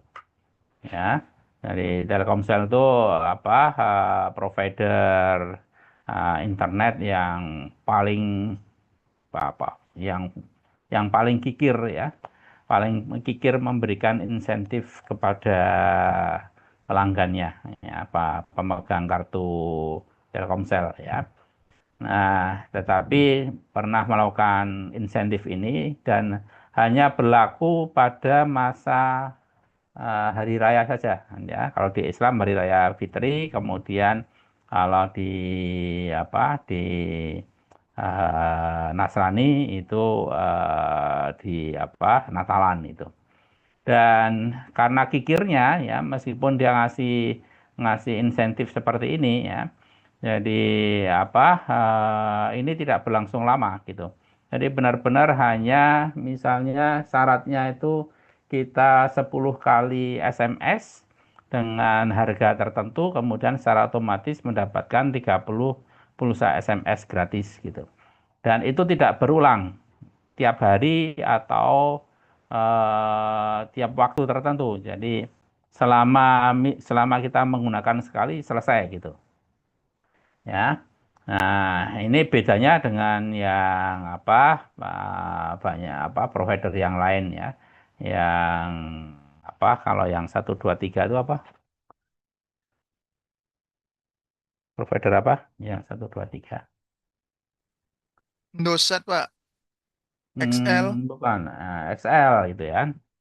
Nah, yang XL itu dulu ketika kita masih menggunakan SMS ya, dia 10 apa namanya? 10 SMS bayar normal kemudian bonusnya 1000 SMS gitu. Ya, jadi jauh lebih tinggi ya. Jauh lebih tinggi insentif yang diberikan oleh XL dibandingkan dengan Telkomsel. Ya, nah, tapi ini saya berikan contoh karena kekikiran Telkomsel memberikan insentif kepada pelanggannya itu, ya, gitu ya. Nah, untuk bisa sesuatu itu menjadi suatu kejutan, maka akan harus harus memperhatikan paling tidak 5 hal itu. Ya, jadi kejutan itu tidak biasa dilakukan dan harus dikondisikan, jadi memang harus diprogram. Kemudian sifatnya jangka pendek, kemudian harus dijelaskan dan kejutan itu tidak terlupakan. Jadi akan tertanam cukup cukup panjang di benak atau di ingatan ya, yang mendapatkan kejutan tersebut. Gitu. Oke ya, jadi yang program gimmick Unilever ini terjadi di sabun Lux itu ya, di sabun Lux itu. Jadi pernah sabun Lux itu memberi gimmick 5 gram emas ya, 5 gram emas di kemasan sabun Lux-nya ya. 5 gram emas pada saat itu ya, pernah melakukan seperti itu. Jadi ketika orang membeli sabun batangan Lux itu, nah, kadang-kadang ya, mereka mendapatkan cincin seberat 5 gram ya dari Unilever gitu. Dan itu diiklankan ya, diiklankan secara intensif ya pada masa tertentu ya, pada jangka waktu tertentu ya, pada jangka waktu tertentu, dan beberapa di antaranya ketika mendapatkan gimmick cincin tersebut, kemudian dia lapor dan dijadikan sebagai bagian dari testimoni cerita pengalaman dari mereka yang mendapatkan cincin emas tersebut ya. Gitu. Oke, sampai di sini ada komentar atau pertanyaan? Pak, Silakan. izin berkomentar, Pak. Sri Tuan, monggo Program silakan. saya jadi keinget ini, Pak, program receh tapi murah, permen Yosan kalau Bapak inget ya. Permen Yosan yang kita ngumpulin huruf Y, O, S, A, dan N itu. Ya. Nah, ternyata kan ada apa ya? Urban legend lah ya. Hmm. N-nya itu nggak pernah ada tuh, Pak. Jadi udah ngumpulin Yosa terus nggak ada N-nya. Itu kan termasuk program gimmick sebenarnya. Iya. Nah, cuma kalau memang terbukti program gimmick itu tidak ada, misalkan memang N-nya itu tidak ada, berarti kan bisa disebut sebagai penipuan, Pak, ya. Iya. Dan itu bisa dilaporkan berarti, Pak, ya. Tapi tidak ada yang lapor. Ya karena receh mungkin, Pak. Karena tidak ada yang lapor gitu. Ya karena tidak menarik kan itu ya. Tidak menarik ya. Syaratnya kan gampang, kita beli aja kemudian kita kumpulkan kan itu. Tapi tidak ada misalnya yang dapat kumpulkan yang cocok dapat naik haji gitu kan, enggak, itu mahal itu kan gitu ya. Nah, Hadiahnya besar sih Mas, saya, Pak, pas itu, Pak. Jadi kalau ya. terkumpul tuh hadiahnya apa gitu kalau nggak salah. Cuma kan karena ya itu, kalau zaman dulu kan tidak ada informasi digital seperti sekarang ya, yang nggak terlacak siapa yang dapat hadiahnya atau ada yang benar-benar dapat apa enggak gitu. Cuma kalau sekarang dilakukan, misalnya program gimmick ini dilakukan dan ternyata tidak terbukti, itu kan sebenarnya rawan terjadi penipuan. Ya, dianggap penipuan dan ada tuntutan kalau sekarang gitu. Ya. Nah, dulu juga seperti itu dan saya termasuk yang yang beberapa kali itu ya. Nah, beberapa kali ngirim tapi ya kemudian ngapain sih gitu, enggak ada makan siang gratis di Indonesia itu, pasti ada macam-macamnya. Itu loh es krim apa itu, lupa namanya, es krim apa. Nah itu kan Di batangnya itu, Pak. ada batangnya itu kan. Itu suruh ngumpulkan kemudian suruh kirim kalau lengkap itu kan ya. Handle Cuma pop, Pak. Hah? Handle pop. Bukan apa lupa selupa. Nah, itu kan beberapa kali ya dikumpulkan itu kan. Tapi ternyata ada satu atau dua yang tidak dapat itu ya. Jadi ya sering beli karena memang es krimnya enak. Jadi sebetulnya ya kalau saya ya makan es krimnya. Ya, kemudian bonusnya itu kemungkinannya bisa mendapatkan kelengkapan kelengkapan kata atau apa di sticknya itu, ya. Nah, 1-2 kali seingat saya ngirim juga gitu kan, saya ngirim tapi ya nggak ada ujungnya lah gitu karena masih ada undian segala macamnya. Ya, jadi tidak otomatis mendapatkan insentif, tapi masih diundi yang sama, masih diundi juga. Dan ternyata ya tidak dapat juga gitu. Gitu ya. Nah, yang disampaikan Mas Ridwan tadi mungkin mungkin bisa saja terjadi seperti itu ya. Jadi mengumpulkan huruf tertentu, kalau lengkap kemudian baru dapat insentif. Ya, ya gitu. Oke, masih ada lagi? Kalau enggak, yang berikutnya masih cukup banyak. Ini yang kita sebut dengan hubungan masyarakat, ya, public relation gitu. Kalau di bukunya Kotler yang lama itu konteksnya adalah publisitas. Tapi pada buku-buku yang terbitan baru, edisi yang baru, publisitas itu dijadikan sebagai bagian dari public relation atau hubungan masyarakat. Adalah jenis program yang dirancang untuk melakukan promosi atau melindungi citra perusahaan atau produk individualnya. Ya, ini manfaatnya ini gitu. Kemudian kira-kira prosesnya itu penetapan tujuan, memilih pesan dan sarana dan seterusnya. Ya. Oke, kemudian bentuk hubungannya bisa dalam kotak pers atau kotak saran. Ya, jadi yang ada di rumah sakit, di tempat-tempat tertentu itu biasanya kan ada kotak sarannya, gitu. Ya, kalau sekarang yang model digital ya mungkin ada konten atau alamat email untuk memberikan masukan, ya, memberikan masukan kepada perusahaan tertentu, ya.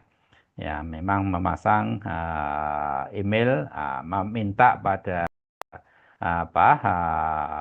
pasarnya atau yang menggunakan produk itu untuk bisa menghubungi secara online gitu, tidak lewat manual seperti yang kotak pers gitu. Ya, tetapi kotak pers sendiri ini masih ada gitu. Kemarin saya di Panti Rapih ya, saya masih melihat ada kotak pers ini, ya, kotak saran gitu ya di Panti Rapih. Ya. Oke, ada juga informasi untuk semua keluhan silakan disampaikan lewat email gitu ya, lewat email atau lewat WhatsApp gitu ya, dengan alamat telepon tertentu gitu. Oke, kemudian bentuk yang lain dalam bentuk pidato, seminar dan seterusnya gitu ya. Jadi kalau ada seminar misalnya salah satu pembicara seminar tersebut dari perusahaan tertentu, ya, biasanya untuk contoh-contoh yang disampaikan dalam penyampaian atau dalam presentasi di seminar tersebut, mereka memberikan contoh di perusahaannya sendiri, gitu kan.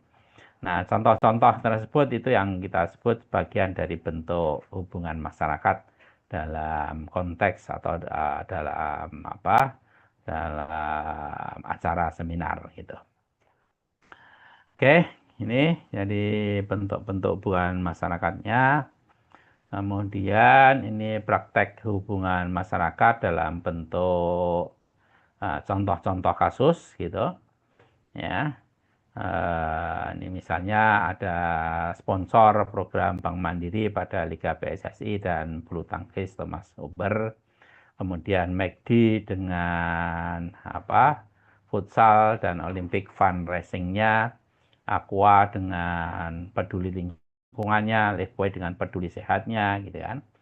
Gitu. Aqua peduli lingkungan itu dalam bentuk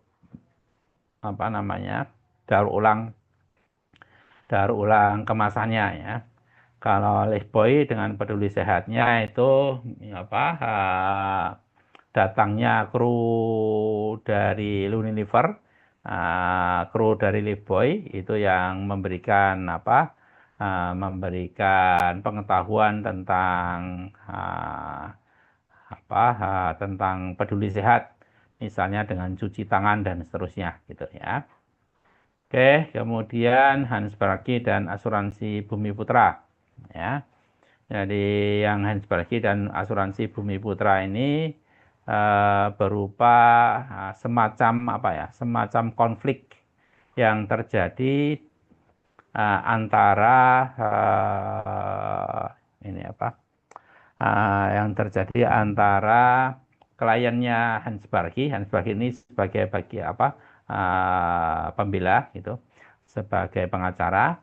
Nah, yang apa membela salah satunya diantaranya adalah uh, apa nasabah dari asuransi Bumi Putra yang ketika dia mengajukan klaim atas kecelakaan yang mereka alami, ya, yang dia alami, tetapi kemudian klaim itu tidak dibayarkan oleh asuransi Bumi Putra. Ya, sehingga dia minta bantuan Hans Bargi sebagai pengacara untuk melawan kelalaian asuransi Bumi Putra untuk membayar klaim klien ini. Ya. Dan ini kemudian dimasukkan ke, seingat saya dimasukkan di halaman depan Tempo, ya, berupa berupa apa istilahnya kalau di Tempo. Tempo Info atau apalah gitu ya. Nah, itu yang sebetulnya yang disediakan oleh Tempo untuk adanya konflik antara pemasar dengan audien pasarnya gitu. Ya. Nah, ini salah satu yang dimuat di halaman Tempo tersebut adalah konflik antara Hans Bargi dan asuransi Bumi Putra. Kemudian yang Indomie dengan mie sehatnya ini juga dalam bentuk publisitas itu ya, Indomie ya, yang menunjukkan bahwa mie instan itu tidak seburuk ya yang dipersepsikan para ahli ya, atau yang mengaku ahli, bahwa misalnya kalau kita mengkonsumsi mie instan itu relatif tidak bisa dicerna dengan baik oleh usus tubuh kita gitu ya, sehingga keluarnya juga relatif masih dalam bentuk dalam bentuk bulir-bulir mie instan gitu ya. Oke. Nah, kemudian pernah juga yang di Tempo ini itu terjadinya konflik dengan antara Indomie ya, antara Indomie dengan salah satu artis di Indonesia yang karena Karena artis itu menyatakan tidak hanya menyatakan mie instan itu tidak bagus untuk kesehatan, tapi menunjuk merek, dan merek yang ditunjuk adalah Indomie. Ya, sehingga kemudian ada tuntutan dari Indomie untuk meminta maaf, artis itu untuk meminta maaf, dan kalau tidak mau meminta maaf maka akan ada tuntutan di pengadilan untuk pembuktian mana yang lebih benar, apakah mie Indomie itu adalah bentuk produk instan yang baik, atau yang lebih benar adalah yang dari pendapat dari artis tersebut. Ya. Gitu. Kemudian kalau Sampurna dengan beasiswa ini saya kira bisa dicari datanya, nanti di googling saja.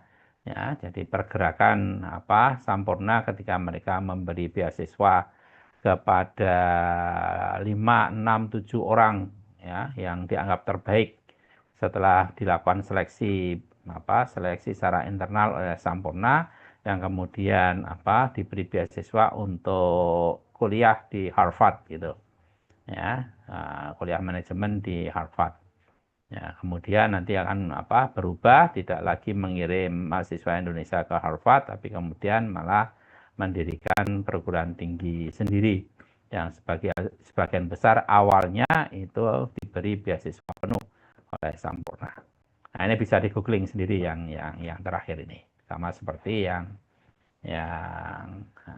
tadi yang di depan tadi yang Bob Sadino tadi. Ada komentar sampai di sini?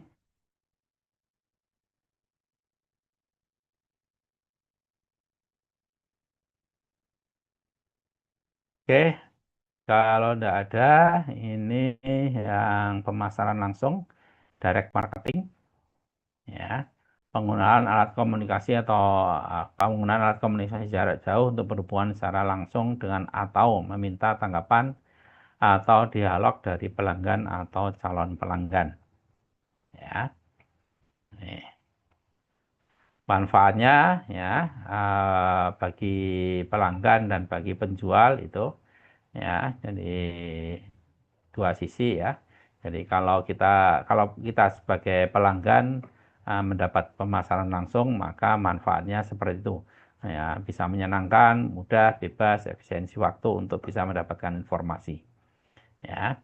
Kemudian dari sisi penjual ya, bisa menjual dengan segmen yang eksklusif atau selektif karena mereka bisa memilih ya, siapa sasaran yang mau dijual gitu.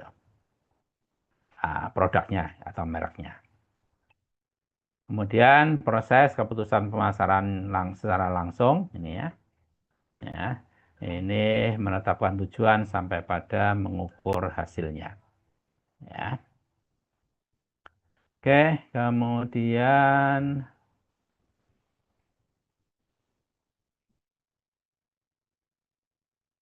ya, yang perlu kita ketahui saja ya, yang perlu kita ketahui bagian dari pemasaran langsung itu ada yang kita sebut dengan penjualan langsung, direct selling gitu.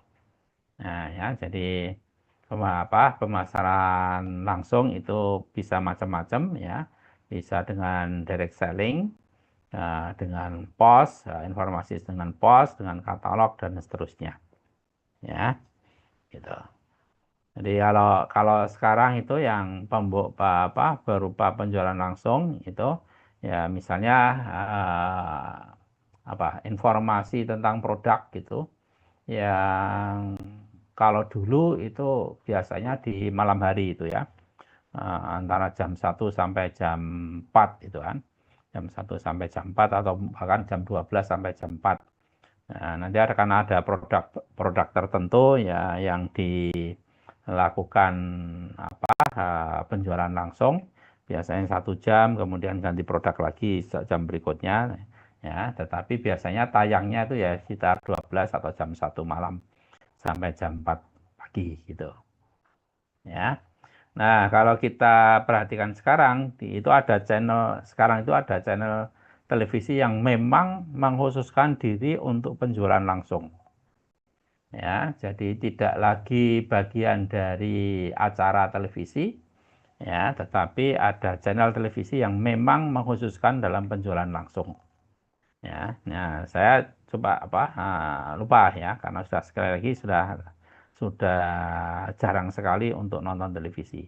Tapi di sela-sela kekosongan waktu dulu ya, itu ada pernah membuka channel tertentu yang kalau diperhatikan sebetulnya acara khususnya adalah penjualan langsung, tidak ada program yang lain, gitu. Ya, oke, gitu. Ada komentar atau pertanyaan?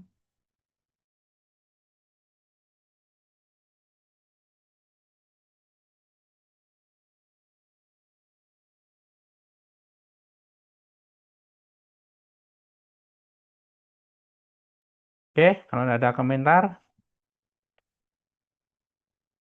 yang berikutnya tadi marketing, ya kan? Nah, ini bagian dari pemasaran langsung dengan memanfaatkan fasilitas internet, ya, meliputi kegiatan perencanaan sampai dengan tercapainya hubungan dengan pelanggan atau bisnis melalui kepuasan. Ya, nah ini saya kira yang sudah banyak terjadi pada saat ini, ya. Ya. Jadi mungkin sudah lebih dari 50% transaksi yang terjadi itu sudah menggunakan e-commerce, marketing, dan seterusnya. Ya. Oke, ini ada profil demografinya, tapi dari penelitian yang lama, itu tahun 2000, ya, dari Hansen. kemudian bagian dari gaya hidup dan seterusnya. Ya.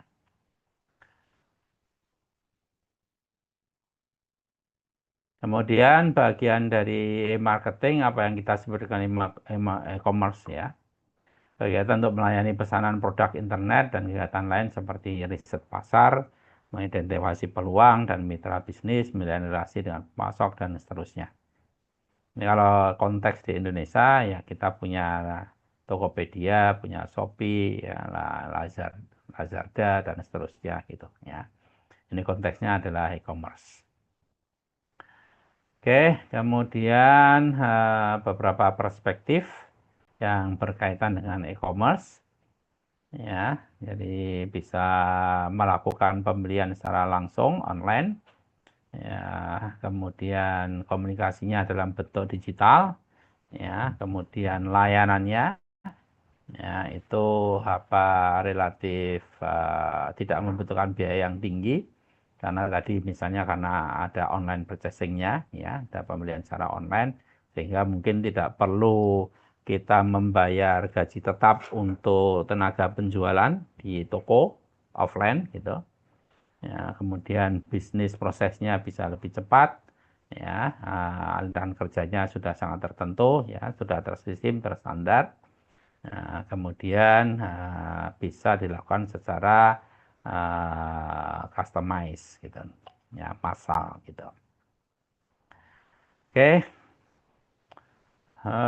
kemudian penjualan personal, ya, sales personal selling gitu.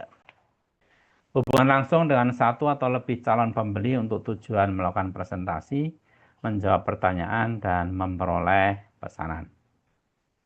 Ya, ini dilakukan dengan mendesain, mengelola, dan meningkatkan efektivitas wiraniaga atau armada penjualan. Ya, sales force, sales people, gitu. Nah, pengertiannya di wiraniaga ini adalah orang atau organisasi yang menghubungkan pribadi atau kepentingan perusahaan dengan pelanggan. Ya, jadi kita bisa menyebutnya biasanya dengan apa itu salesman, sales girl, sales representatif dan seterusnya gitu. Oke. Nah, ini contoh yang terjadi di Sintek ya. Ini perusahaan farmasi di luar negeri ya. Misalnya dia mengalami kondisi tahun 82, ini contoh lama ya.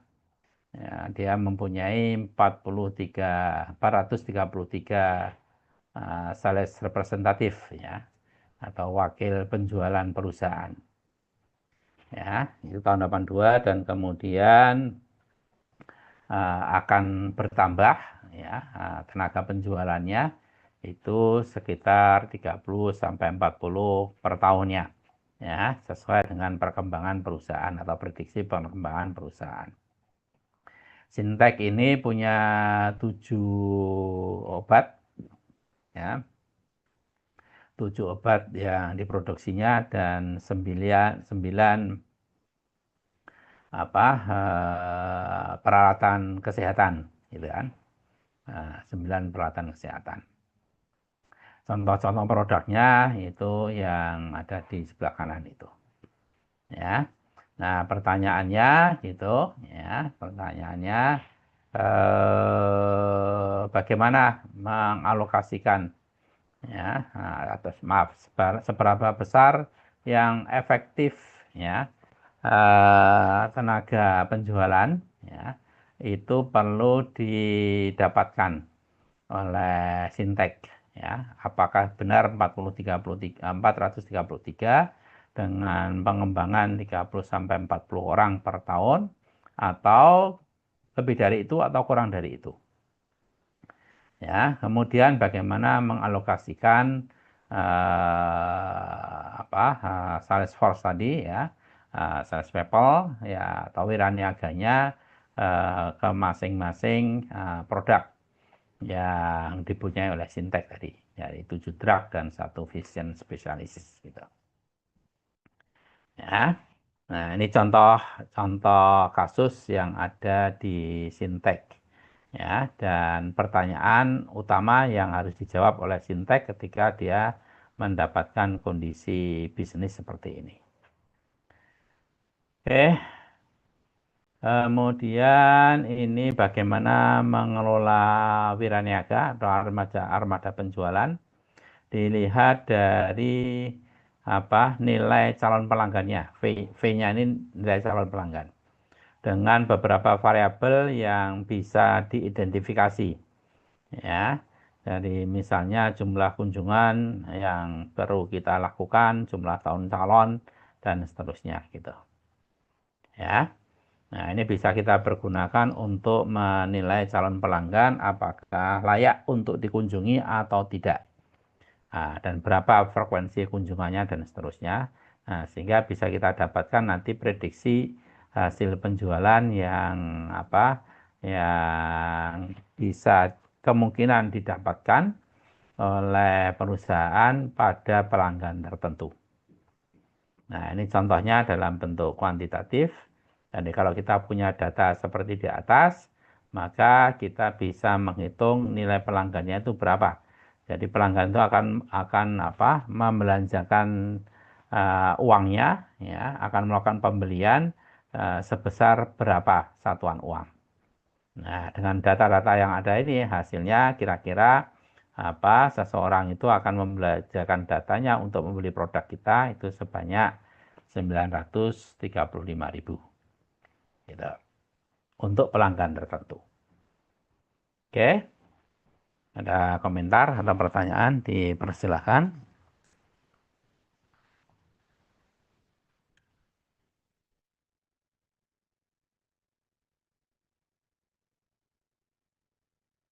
Oke, kalau tidak ada yang berikutnya.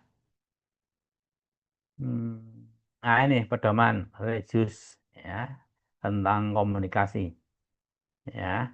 Jadi ini yang mungkin tadi disinggung oleh Mas Ridwan ini ya, jangan melakukan kebohongan untuk melakukan komunikasi atau promosi pemasaran, ya, termasuk dalam memberikan insentif hadiah tertentu, ya, hadiah tertentu dari konsumsi suatu produk, ya, gitu. Sampai dengan hadis Muslim, ya, dari Rasulullah tentang perangai, tentang ciri-ciri orang munafik gitu ya. Nih ya, 3 perangai pada diri seorang munafik. Kalau bohong bicaranya, kalau bicara bohong, kalau berjanji mengingkari, kalau diberi amanah khianat gitu. Ya. Oke, ini saya kira beberapa pedoman religius yang bisa kita gunakan untuk kebijakan promosi atau komunikasi pemasaran, ya. Kalau kita misalnya sebagai bagian dari pemasar gitu. Sampai di sini ada komentar atau pertanyaan? Izin bertanya, Pak. Silakan, Maulana. Pak, kalau semisalnya kan zaman sekarang tuh ya kalau kita lihat di TikTok itu Pak, Hmm. promosi itu udah berbeda ya Pak dari promosi Ya, kebanyakan ya Pak. Ya artinya kan engagement tadi banyak dicari dulu melalui konten lah intinya promosi itu Pak. Nah, kalau misalnya kita untuk meningkatkan eh, apa ya bahasanya traffic mungkin ya Pak. Apa secara hukumnya gimana Pak? Maksudnya misalnya kita menggunakan black campaign, tapi hanya bukan untuk tujuan menjatuhkan brand yang lain, tapi lebih ke untuk menambah traffic tadi Pak.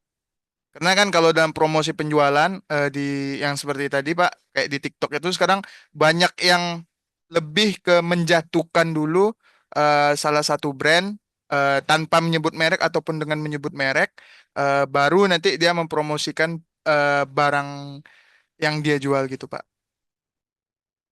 oke. Kalau saudara tanya hukumnya, setahu saya belum ada aturannya itu ya. Ya. Bahkan etika periklanan aja, etika ya, bukan aturan ya.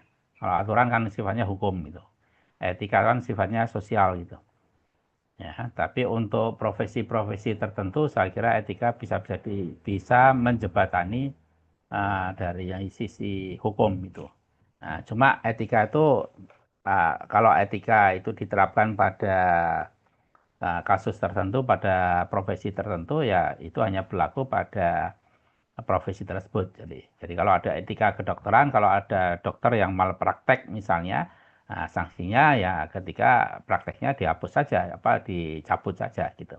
Dan itu hanya berlaku di dokter saja, yang dokter untuk spesialis tertentu bahkan gitu ya.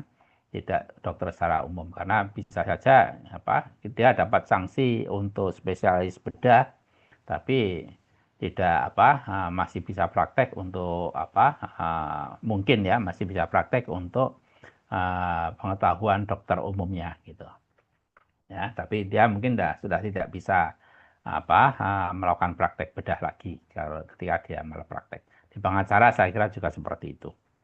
Nah, di iklan sampai saat ini pun yang saya tahu belum ada aturan tentang black campaign, menjatuhkan merek lain atau produk lain itu ya.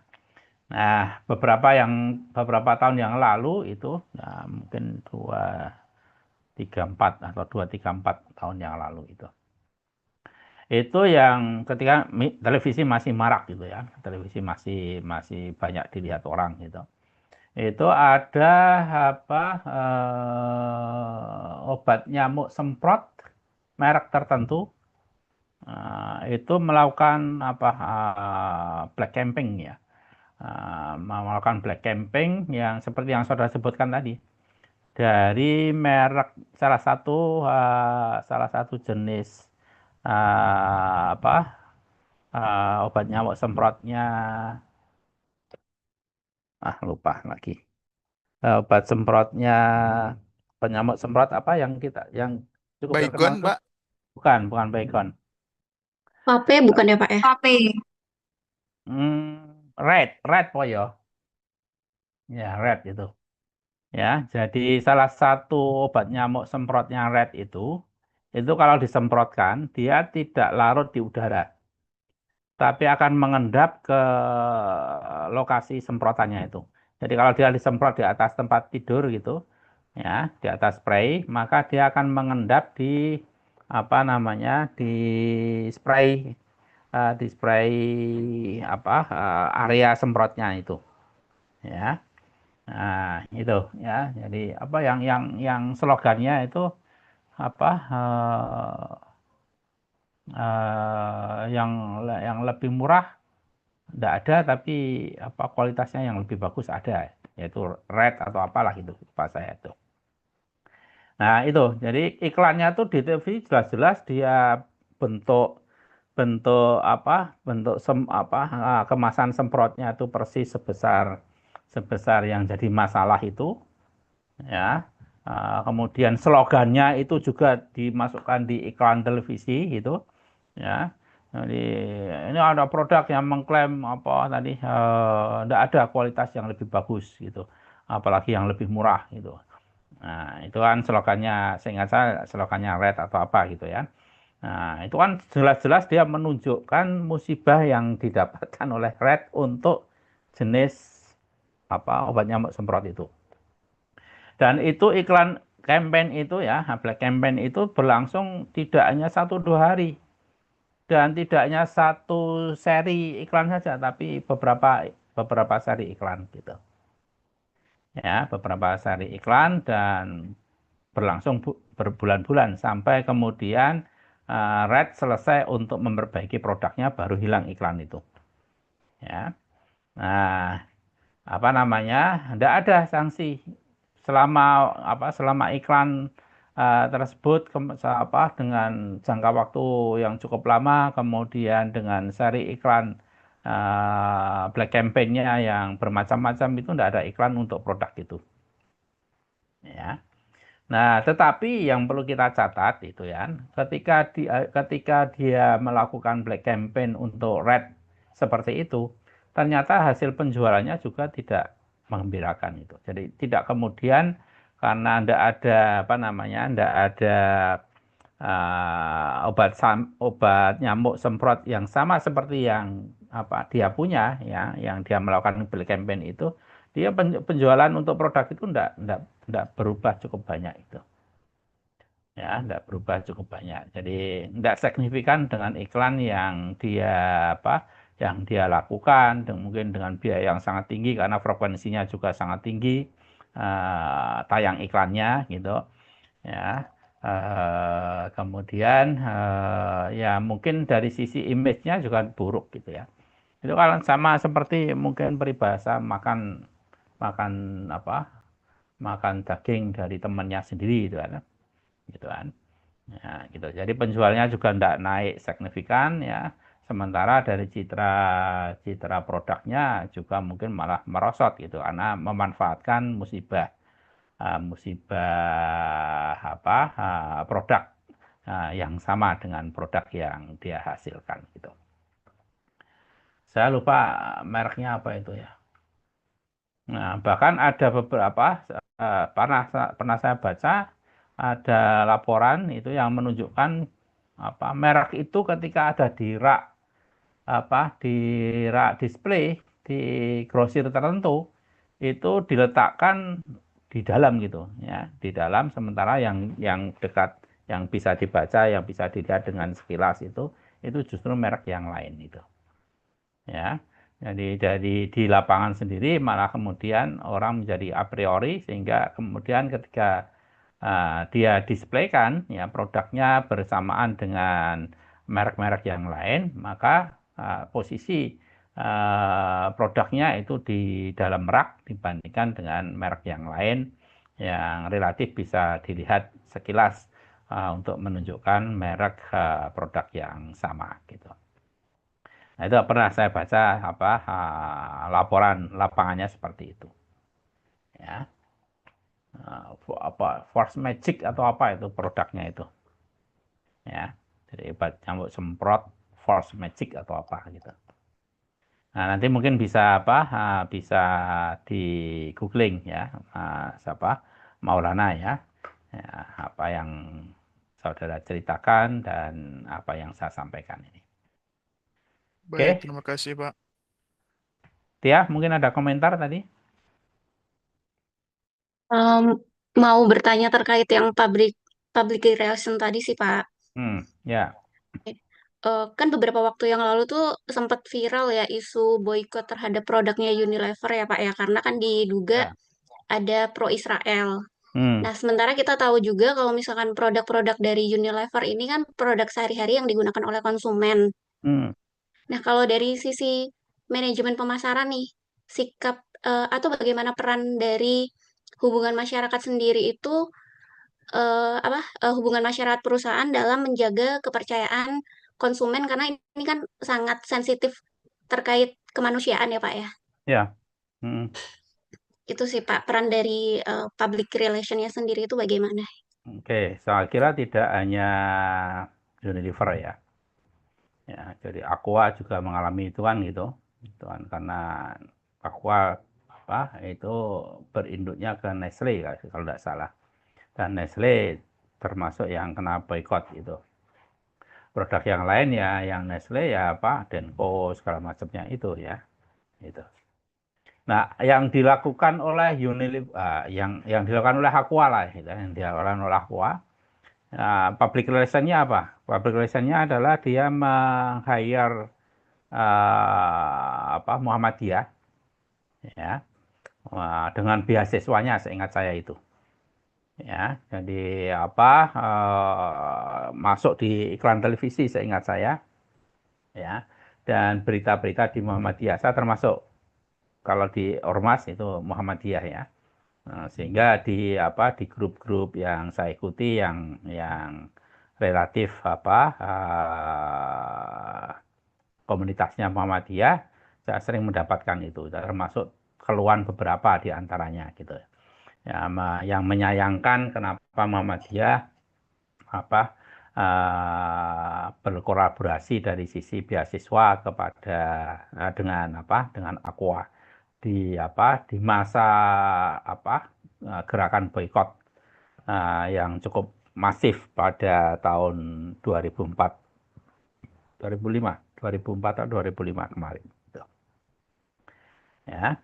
Nah, yang dilakukan oleh Aqua apa? Ya dia mengintensifkan itu kerjasama dengan Muhammadiyah itu dalam bentuk iklan, ya, dalam bentuk publikasi secara digital dan seterusnya. Ya. Nah, itu bentuknya. Ya. Nah, kalau di Unilever saya agak lupa gitu. Nah, bentuknya seperti apa, tapi yang saya ingat itu di Aqua itu kan, karena cukup masif di grup-grup yang banyak anggotanya yang Muhammadiyah itu. Ya, dan di akar rumput itu menyayangkan itu ya. Ya, akar rumput menyayangkan dan salah satu kenapa disayangkan itu karena tidak ada tanggapan dari pimpinan pusat gitu. Ya, jadi pimpinan pusat hanya diam saja, padahal yang melakukan itu kan bukan pimpinan pusat, tapi hanya salah satu pimpinan daerah saja gitu. Ya, tetapi kemudian itu kolaborasi itu ya itu sampai ke nasional gitu. Oke. Nah, saya termasuk yang sampai saat ini masih boikot Mbak Tia. Ya. Jadi tidak menggunakan produk-produk Unilever, tidak menggunakan Nestle dan seterusnya gitu. Ya, keluarga saya yang bisa saya kontrol itu ya selalu saya ingatkan itu. Ya, nah, saya selalu ingatkan untuk tidak mengkonsumsi itu. Ya, produk-produk yang diduga memberikan bantuan dari sisi labanya untuk Zionis Israel gitu. Ya. Jadi ya itu kalau kita ikut boikot produk-produk mereka itu ya menurut saya bagian dari jihad gitu ya. Bagian dari jihad kita. Dan kalau itu jihad nilainya ya pahalanya besar gitu. Ya. Oke, ya meskipun jihadnya kecil-kecil lah gitu. Kita sedekah enggak, kita membantu Palestina enggak, gitu kan. Zakat juga tidak, ya karena kita enggak mungkin tidak melakukan itu ya salah satunya ya kita membantu Palestina dengan memboikot produk-produk mereka. Ya. Nah, satu yang kemarin yang barusan ya, enggak lama, 2-3 bulan yang lalu saya lakukan itu dan saya sesali dengan amat sangat itu. Ya, ketika kami rapat itu beberapa dosen rapat, kemudian ada yang yang nyerutuk, yuk kita ngopi yuk gitu kan. Nah, kemudian ada yang kopinya di mana? Oh, ternyata pesannya di Starbucks gitu ya. Saya enggak pernah minum Starbucks gitu. Ya, saya pikir-pikir ikut beli atau enggak sih ya. Kalau enggak berarti saya enggak akan minum kopi gitu kan. Nah, akhirnya saya setuju juga gitu kan. Oke, aku ikut pesan juga lah gitu kan, beli Starbucks ya, satu botol kecil gitu. Nah, ternyata rasanya cuma gitu-gitu aja gitu ya. Ya, jadi kalau saya beli misalnya kopi latte di di toko-toko kecil itu rasanya malah lebih enak itu karena lebih manis dibandingkan punya Starbucks gitu.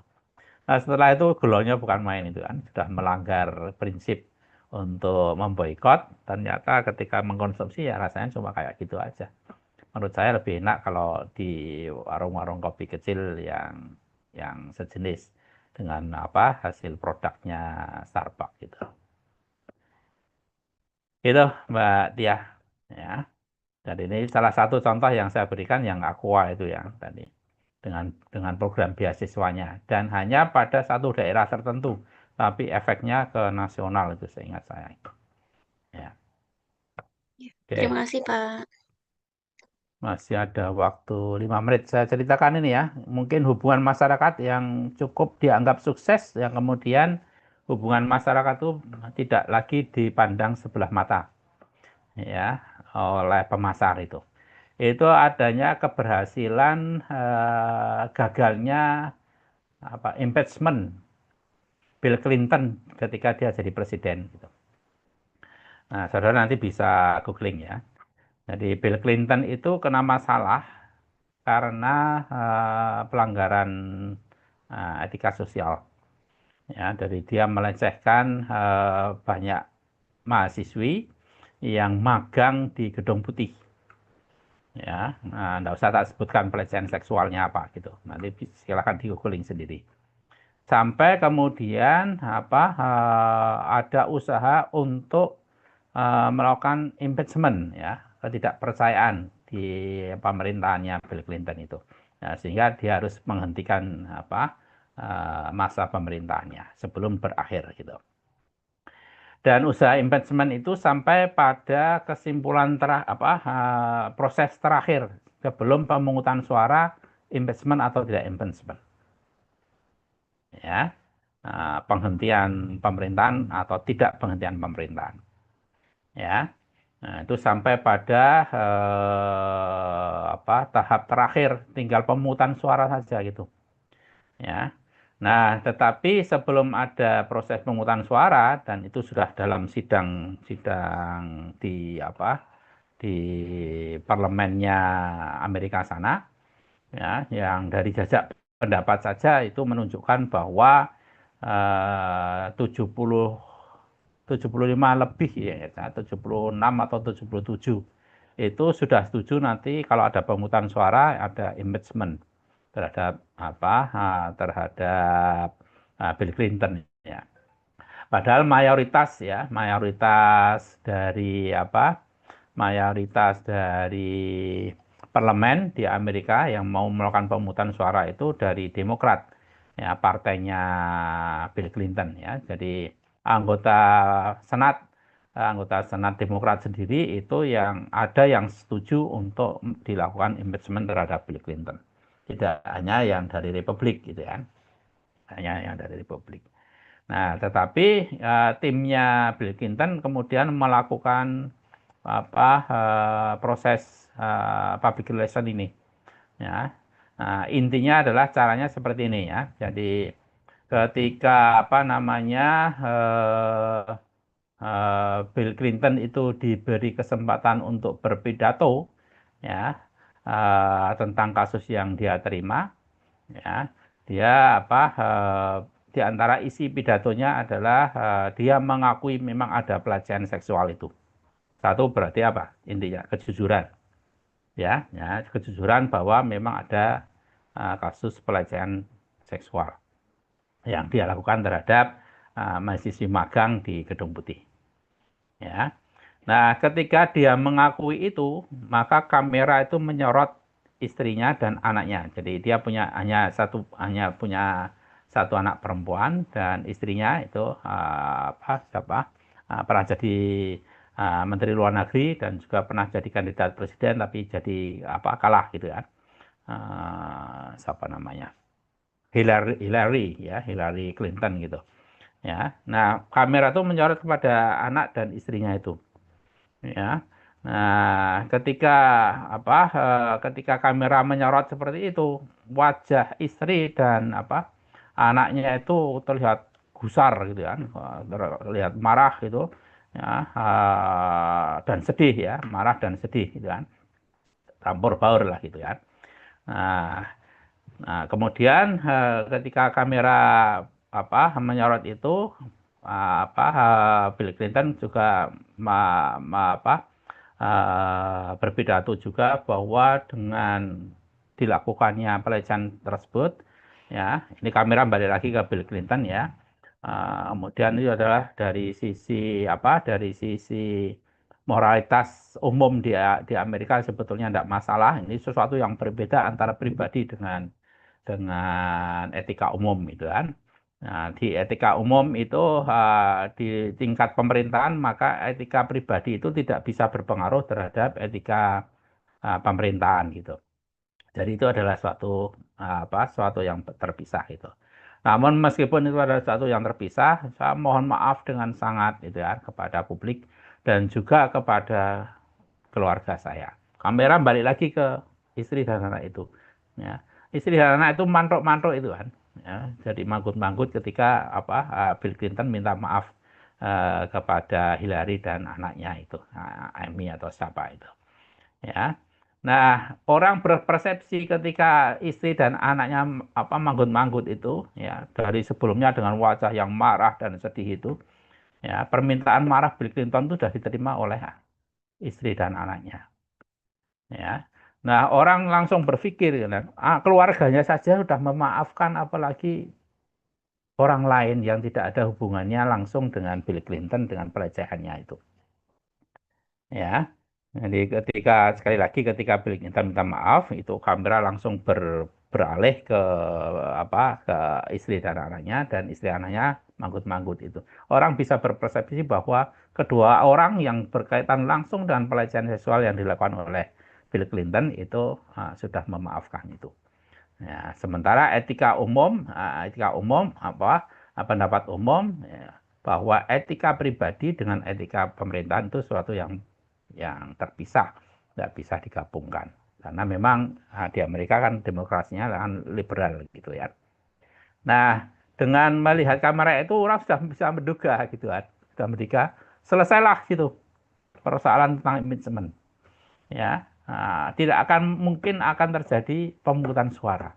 Faktanya ketika kemudian Bill Clinton selesai berpidato tadi dengan proses yang seperti tadi itu, kemudian ketika ketua Senat itu menawarkan apakah mau kita lanjutkan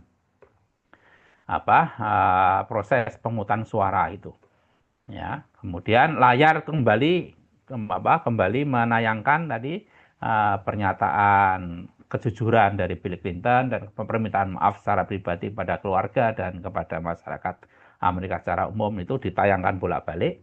Akhirnya keputusannya apa? Tidak perlu adanya pemungutan suara. Ya, itu yang putusan pertama. Putusan yang kedua, dipersilakan Bill Clinton untuk menyelesaikan pemerintahan yang kedua dari periode kepresidenannya gitu. Selesai gitu. Ya. Nah, itu boleh dikatakan pada saat itu keberhasilan tim public relation-nya Bill Clinton yang kemudian menjadi viral, ya, dan kemudian mengangkat strategi atau alat public relation itu menjadi sesuatu yang sebetulnya bisa lebih ampuh dibandingkan dengan alat atau strategi promosi atau komunikasi pemasaran yang lainnya, ya, untuk kasus-kasus tertentu. Oke, saya kira mungkin yang kasus Bill Clinton ini ceritanya mungkin masih bisa kita dapatkan di Google. Nah, nanti kalau punya waktu silakan mungkin digunakan sebagai referensi keberhasilan public relation dibandingkan alat promosi yang lain atau strategi promosi yang lain. Oke, saya kira itu tambahan dari saya, Tia Awalia. Masih ada komentar yang lain, dipersilakan.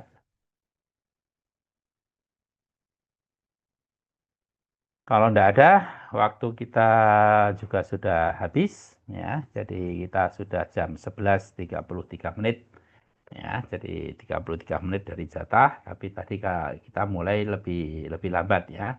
Nah, kalau tadi masih ada komentar atau pertanyaan, masih dipersilakan. Pak, izin bertanya Pak mengenai tugas Pak. Ya. Untuk tugas yang terakhir, yang pertemuan 13-14, kira-kira itu mulai kapan nanti ya Pak? Tugas yang ke-13, sesi ke-13 ke-14 ya. Berarti Iya, akan yang tugas outline pertama. paper Pak.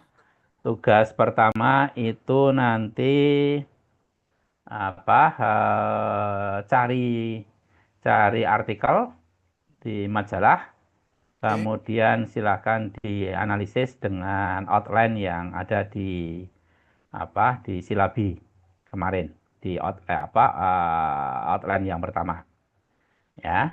Nah, itu nanti hasilnya dipresentasikan, buat laporannya, dikumpulkan laporannya di Google Classroom. Kemudian kelompok yang mendapat kemudian harus presentasi menjelaskan pokok-pokok laporannya gitu. Oh, Ya. berarti untuk penentuan siapa duluan kelompoknya itu nanti pas di hari H diundi dulu gitu ya, Pak? Silakan diundi sendiri sekarang gitu ya. Jadi supaya ada persiapan. Jadi yang harus presentasi harus mungkin membuat PPT. Yang tidak presentasi tidak perlu buat PPT, hanya ngumpul